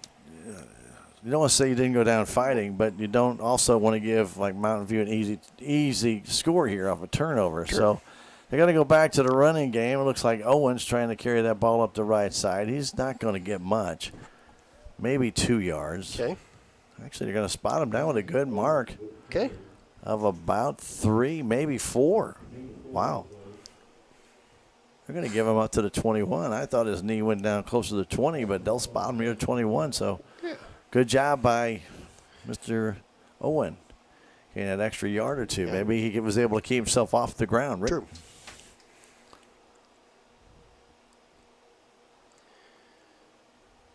Hand off again to Owen. This time he is hitting in the backfield, and down he goes. And he'll lose what he gained, back about 3 more yards. Taken down by number 32 of Mountain View. I'm thinking 32 is the one that made the interception, but I don't have any idea who he is. Yeah, don't know. The unknown, Stan. The unknown 32. There's none. There is none, yeah. Well, if there is none, he doesn't exist. True. Connell rolls to his right, has a man open. He hits him, he drops it. Barton had it, dropped it. That's the second time Jimmy's dropped the pass. That probably would have gone for a first down, Rick. It'll bring up 4th and 8 with 6:05 to go. Fourth quarter. A lot of the Mountain View fans have left, feeling this victory is sealed for them. And Mountain View's going to drop 2 guys back. It's going to be those Ripco boys, Tanner and Drew. Tanner to the right, Drew to the left. Gover will kick. Now he has the wind behind him now. And a snap is high. Gover gets off the punt, and he low line drives it. It's going to squirm and squiggle and wiggle and ends up at the Salem Tiger 48. Okay. Well, that's not a bad punt even with the wind right there. And that's about almost 32 yards. Yeah. Got a good roll. Got a good roll. Yeah. There's nothing wrong with a roll. Nope. You know, the best drives in golf may go 200 yards, but they might roll down that hill for another 125. That all counts. That's a good drive. Yeah, a 325-yard drive. In the air, came down and stopped, right? True. Well, you can tell people that. Yeah. So, well, that's what happened. Yeah, that's where the ball ended up. That's what I saw happen, right? Yeah. 42-8, Mountain View on top. Ball to 48-yard line on your Friday night football. We'll be in Kabul next week to bring you the final regular season game of Salem Tiger football. Don't forget, next Thursday we'll be at Stratford bringing you Salem Tiger volleyball versus St. James. That'll be in the district play-in game. And we'll be there to bring that game to you radio only and audio only right here on KSMO. Big run up the middle for number 24, Chris Shar. He's got a first down. Well, I'm not going to judge it, but very close to a first down to the 38. They should have it. They're going to give it to him, Rick. Okay. Gotcha. So Shar with a 10-yard gain. Reese, their quarterback out there. I think they finally got smart enough to take Pruitt out. I see a lot of clean jerseys. A lot of real clean numbers. Those numbers are bright white. Going wide to the left side is Ashton Conley. Still out there, though, is their quarterback, Reese. And Gavin, long snap count here at 5:26. He gives it to Shar again. Shar, the nice move to the outside. He's got a block. He turns the corner. Shar down the sideline, and Shar gets taken down at the 5. I think they're going to actually put him close to the 4, Rick. All the way from the 38-yard line to the, I'm going to say 5. 33. Finally put him down, and another first down for Mountain View. They're 16th of the game. They're knocking the door, first and goal. Boy, Shar got to the outside. He's not a very big guy. He's only 135 pounds. But, boy, he's got some, not very tall either, but he's got those legs going 125 miles an hour. True. And he got to the outside, and he was able to get down to the 5. Nope. Ball loose on the ground, still loose on the ground. Finally captured there by number 4, Jason French. I think that's Chasen, or is it Chaston? Chaston French, yep. Okay. Ball at the 4, give him a 1-yard gain on the fumble forward. Okay. He never had the ball till the end. Yeah. Till the very end. So French has got to be, what, 4 feet? He's very short. I don't know. Very, very short. They give it to him, and he slips down at about the 2. I'm serious. This kid can't be any bigger than 4 feet, and he's sneaking around out there. I give him a lot of credit. Now they take him out, Stan. What for? They took him out. I know, but what for? I don't know either. 4:19 to go. For the French is the 9th grader. He's 120 pounds. I guarantee he's going up against those linemen. They're 250, and he's not a very big guy, but I give him credit. He's playing football. Shar back in. Snap to Reese to Shar. Shar dancing his way into the end zone. Shar from 3 yards out. 48-8 with 3:56 to go. Shar, I want to give him a 3-yard run, Rick. Okay, that's what I give him. Yep. Yeah. It's pretty close to 3. That's pretty close, yep. So Mountain View will go for 2 here. They've gone for 2 all night long, so this is not surprising. Gavin Reese at their quarterback position takes it, hands it off. They're trying to go spread it all the way around to the outside. That's not going to happen. Tigers read it and throw number 23, Adrian Pendergraft, out of bounds. Yep. So the 2-point conversion fails. But what an offensive night for Mountain View. A 48-point rally, and now we'll have the Mercy clock start to work. True. Here in the 4th quarter. 3 touchdowns by Jester on passes. Ripko with 2 touchdowns. Shar with his first. Frazier has 1. And an sole Tiger touchdown by Gopher on a 29-yard pass from Connell. 48-8 our score. Tigers, as we mentioned, will be at Kabul. And we're getting down to near district play. Don't really have any idea who Salem will play in districts. All we know is the first-ranked team will have a bye. That's it. A bye. A bye in district play? Because, like you say, with only 7 teams. 17, but a bye. 7 teams, that number 1 seed will draw a bye. And unless, there's a COVID situation. Unless there's a COVID situation. But yeah, exactly right. Bye. Yeah. So as it stands right now, they do have a bye. Yeah, they do have a bye. But it's really tight at the very top. So if you go to the district, you'll see what I'm talking about. Owensville's right there. So who knows? Yeah. Another kick to Kaufman at the 18-yard line. He works his way up to around the 30, and he'll go out of bounds there. Not much reason to try and go any farther, as Mountain View had it covered pretty well. Yeah. We'll see So some. Caden Du Bois will come out. Yep. With 3:35 to go, and the clock will continue to run. 48-8.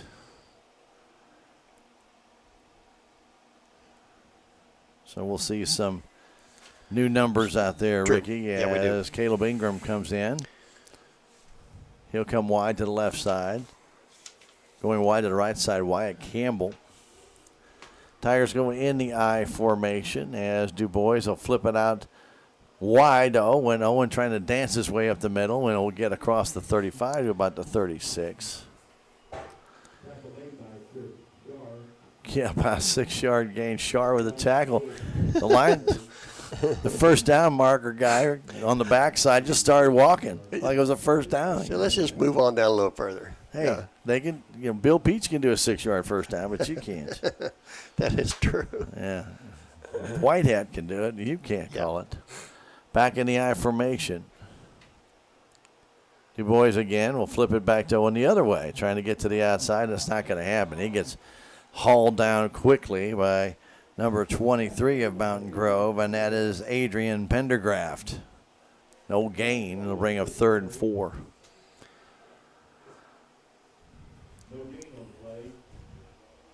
Clock continues to run down to 2:10. Owen checks out. Tigers send in Chandler Brakefield. And they approach the line of scrimmage.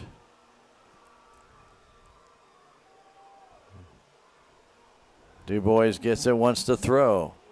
Gets a little time, thinks about running, has some room to the outside. Du Bois now stops, trying to get that first down marker, and does as he gets about 7 yards and taken down on the far right side. Gain of 8. Tigers' 9th first down of this game. Mountain View has 16 of them, but they have 48 points. Salem with just 8. Down to a minute 20 and counting here as the clock will continue to run unless there's a timeout or a score. Or an injury. Unless you're in Springfield Central. Yeah, you don't stop that clock. You stop that for nothing. You don't even. That was funny. You reset it at the end of the third quarter and go. Snap is back to Du Bois. Du Bois trying to carry himself to the left side. Has a good block and he slips. He just got tripped up by the turf monster. What was that, the 45-yard line that tripped him, Stan? Well, actually more like the 47, Rick. He just got there, tried to plant, and his toes just caught, and down he went. Down he went. A gain of 3.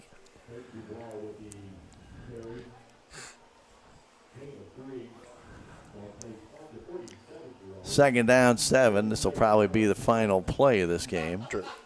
Salem will fall to 1-6, 1-5 in the SCA. Campbell wide to the right side. Wide to the left goes Ingram. Du Bois wants to throw. Now he might keep it. He's going to try and run it out to the side. Gets by one man, gets by another, and he'll dive forward and get the first down. Or very close to it, but it won't make any difference. I'll give it to him because it's that close. Okay. Down to 10 seconds left, but that'll be the last play of the game. 48-8, the Mountain View Liberty Eagles defeat the Salem Tigers here at Mountain View. Salem falls to 1-6. Mountain View now at 4-4 in the year, and they are also 3-3 in the SCA. We'll come back in 3 minutes with stats from this game. This is Tiger Football on KSMO Media. The color, the flowers. The whole place looks amazing. I love it. Sophia, whatever happens, we're here to protect you. Thank you. There's no room for fear in your dream home policy from American Family Insurance. Insure carefully. Dream fearlessly.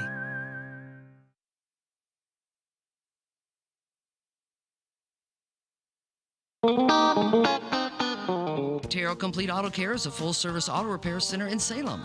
They offer full-service oil changes as well as $2 discounts on Tuesdays for all ladies, and Wednesday is Senior Citizen Day. Plus, Terrell Complete Auto Care can take care of all your auto and diesel repair needs. They offer free pickup and delivery in town. James and Sheena and the staff of Terrell Complete Auto Care are proud to support the Salem Tigers. Hi, I'm Susie Cahill, Director of Healthy Dent County Fitness Center. Are you looking for a place to begin your journey to better health? Come inside. Never in my life have I been in another atmosphere where everyone was so friendly and eager to help others. It's not just the staff, it's the members. They're so passionate about what they do and so excited to help you. If you're ready to begin your journey to better health, come by and see us.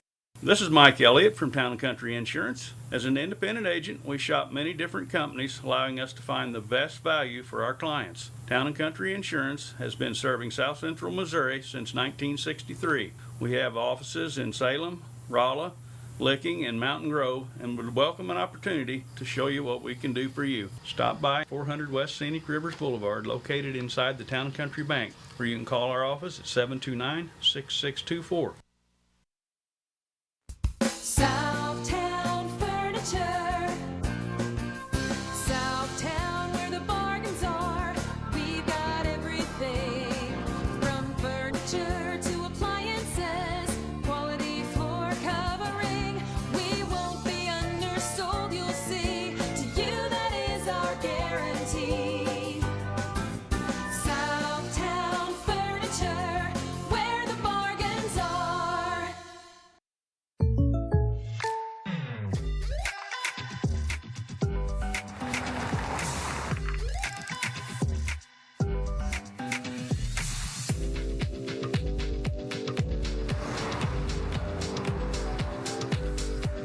For your surprisingly great rates, contact your local State Farm agent today.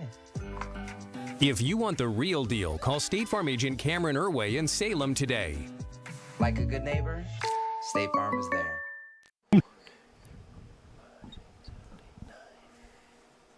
As the teams congregate on the field, the Mountain View Liberty Eagles come away with a 48-8 win over the Salem Tigers. And this game, I won't say was doomed from the beginning, Rick. It wasn't that way because the Tigers knew what kind of offense Mountain View had. They got the ball first, went down, scored. Okay, you knew that's going to probably happen. They're going to do that a few times. But the game really changed, I think, totally in its aspect on the kickoff when the Salem Tigers did not come up, get the ball. Mountain View got it.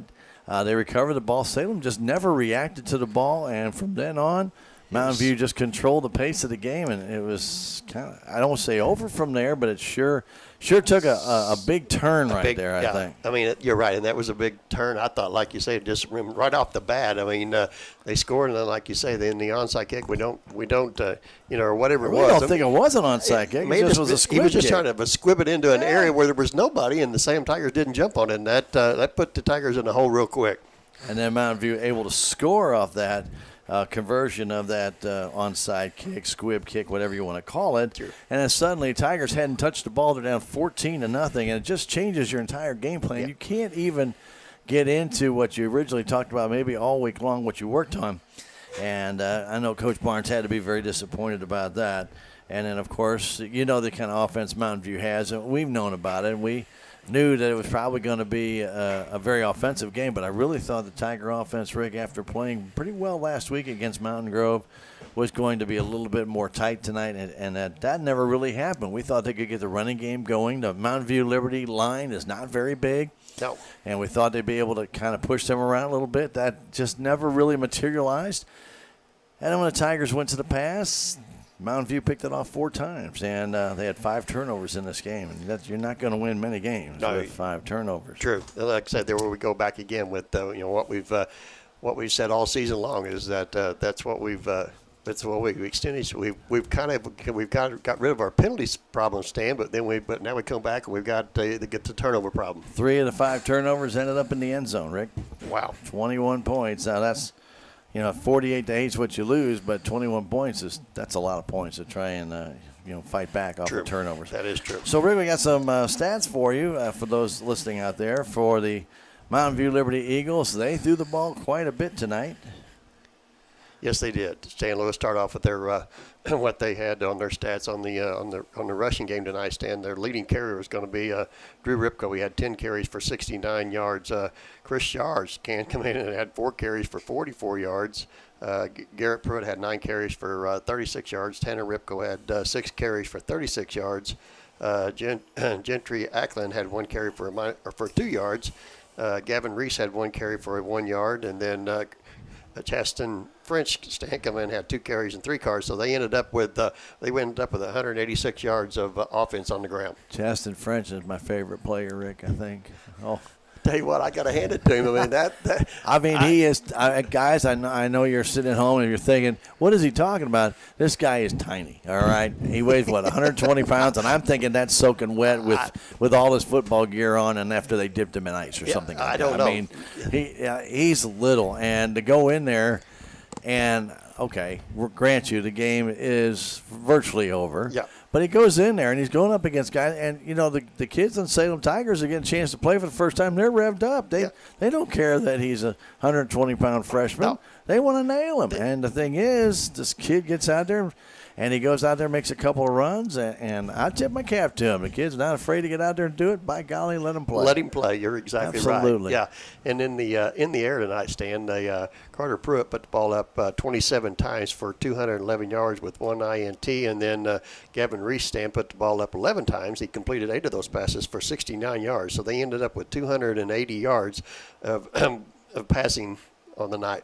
Rick, in watching, obviously Pruitt is their go-to guy when they get the district play, and you're going to know that. But to have a guy like Reese, their freshman, who had to step in when Pruitt went down, they had 3 quarterbacks actually go down at one time, and that included Reese for a short period of time. But when you watched him start throwing the ball, this kid's a freshman. He's got a nice arm. He's got a smooth delivery, and, boy, he can put the ball right on the numbers, and I was very impressed with that young man, and he's going to be around 3 more years. Yeah, you're right. Like I say, the Salem Tigers didn't want to see that, but that kid, you're right, like I say, is just a freshman. So they ended up staying with 466 total yards on the night. That's a pretty good night for them. And also, as Rick was talking about, they had 16 first downs as well.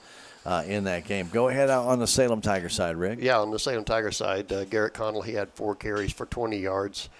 Josh Owen come in, had 5 carries for 18 yards. Caden Du Bois had 3 carries for 19 yards. Jimmy Barton had 5 carries for 13. Caden Kaufman had 4 carries for 9.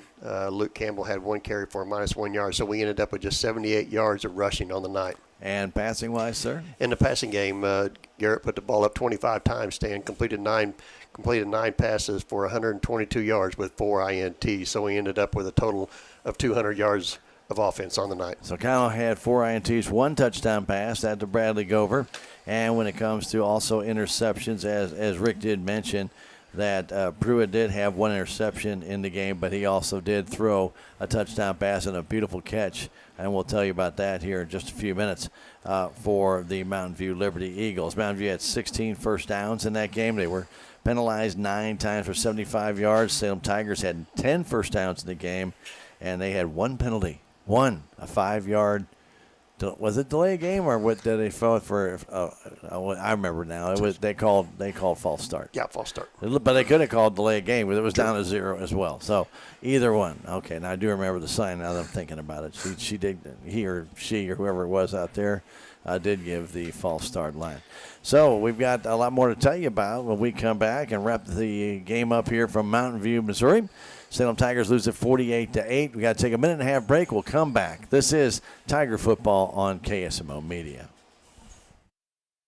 Hometown Processing is now taking deer to be processed. They can process the deer however you want it, as well as make deer summer sausage.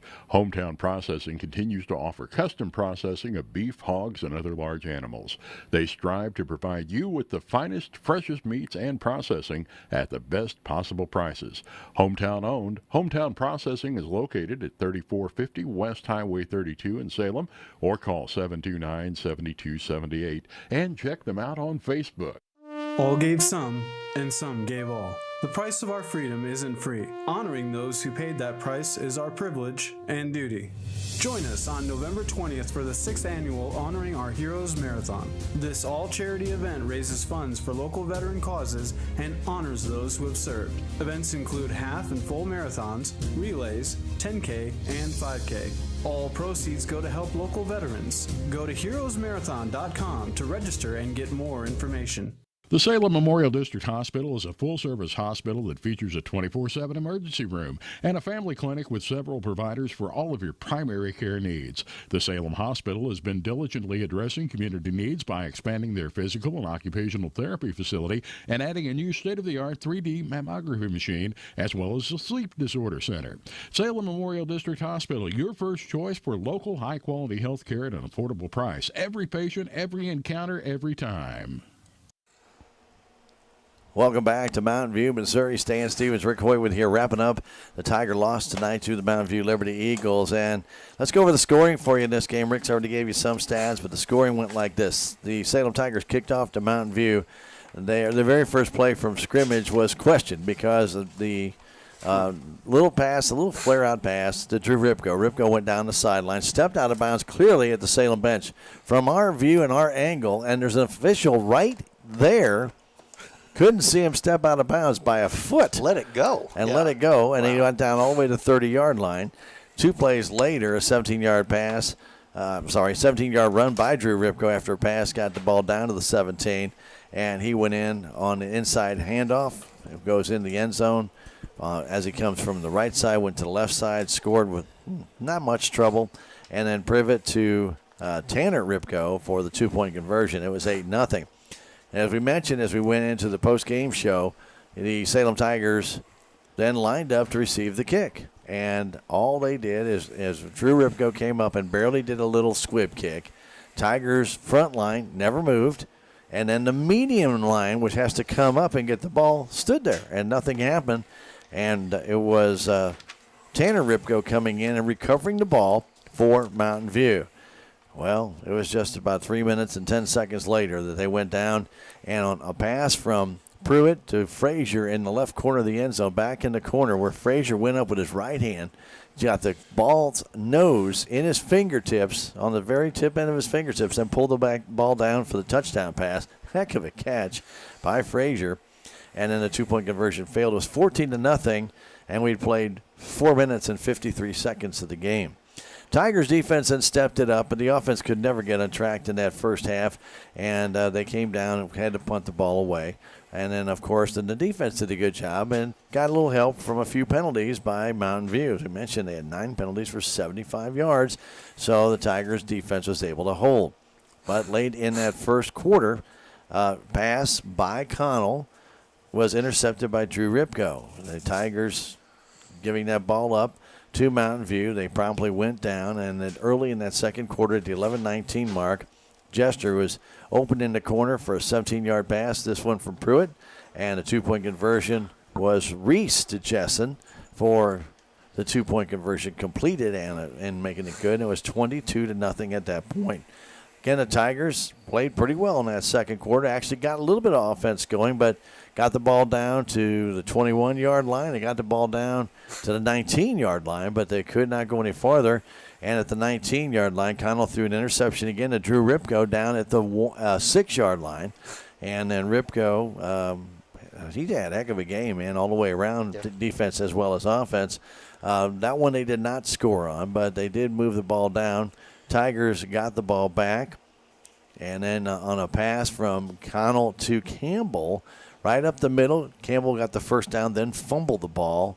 And that gave Mountain View the chance from their own 45-yard line. They went down and scored with 23 seconds left in the half. A Jester 2-yard pass from Reese, and then they followed exactly the same play to get the two-point conversion to make it 30-0 at halftime. Tigers did come out in that second half, and with 1:16 gone in the third quarter, after they got the initial kickoff, Tigers moved the ball right down the field and scored. Go over a 29-yard pass from Connell. And the two-point conversion was good as Gover got that pass from Connell as well. And all of a sudden it was 30-8, and he had a little bit of hope. The Tigers kicked off to Mountain View, and almost the same thing happened as it did in the first quarter. That ball laid on the ground as Mountain View's deep guys are back like around the 5 or 6, and their up men are at the 50, and then their next line is like at the 42. So there's a huge gap in there. That ball fell in there. Tigers just couldn't get there in time. And getting on that ball was Ripko, but just a hair before Owen could get there. And that might have changed that whole complexion of that second half, but we'll never know. Anyway, that's what happens. And so the Mountain View Liberty Eagles had the ball back. They were able to take that possession and move down the field, and a 41-yard pass from Reese to Jester. Talk about a nice pass. It was. Laid up. Jester ran underneath it to the far corner of the end zone and made it 36-8. The two-point conversion failed. And then with 3:20 left to go in the third quarter, on their next possession, in which this time the Tigers threw another pass, Connell did, and this was intended, I believe it was for Barton, and Eli Moore picked it off in the third quarter, and Mountain View was able to come back and score on that one as Ripko went in from 11 yards out, and the two-point conversion failed to make it 42-0.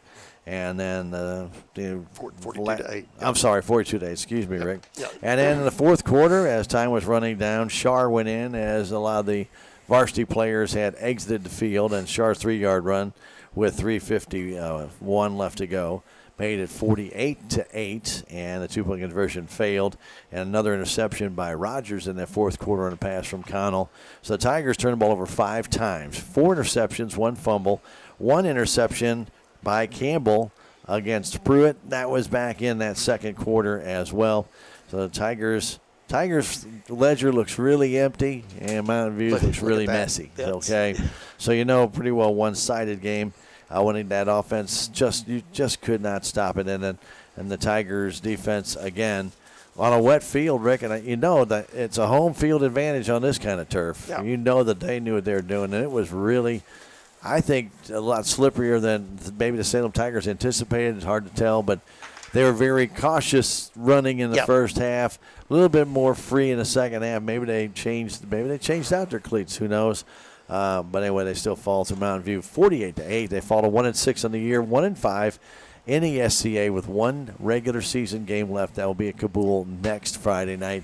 And we hope you get down there and support your Tigers. If you can't, you can follow it here on KSMO Media, whether it be by radio or streaming on our KSMO Stream Facebook page, on our Twitch page at www.ksmoradio.com, or on YouTube. We are glad you joined us here, but this one tonight, well, what do we do? Do we tip our cap to Mountain View? I think we have to. They played a very, very good game tonight, beating Salem by a final score of 48-8. For Jim back at the station, for Rick, my name is Stan, and for Ben and Krista on the video side, we want to thank all of you for being with us on KSMO Media for the game tonight.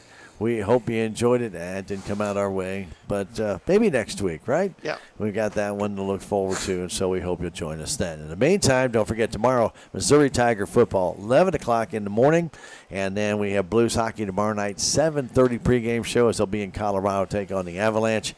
Our next Salem game will be Thursday, the volleyball game. Now, we're not having it on KSMO Media as far as the video side, but we will have it on the radio from Stratford, Missouri, in district play as Salem faces St. James, 6 o'clock Thursday. Then Friday will be at Kabul for you, bringing you the Tigers and the Bulldogs game from there. In the meantime, you guys have a great weekend, and good night from Mountain View.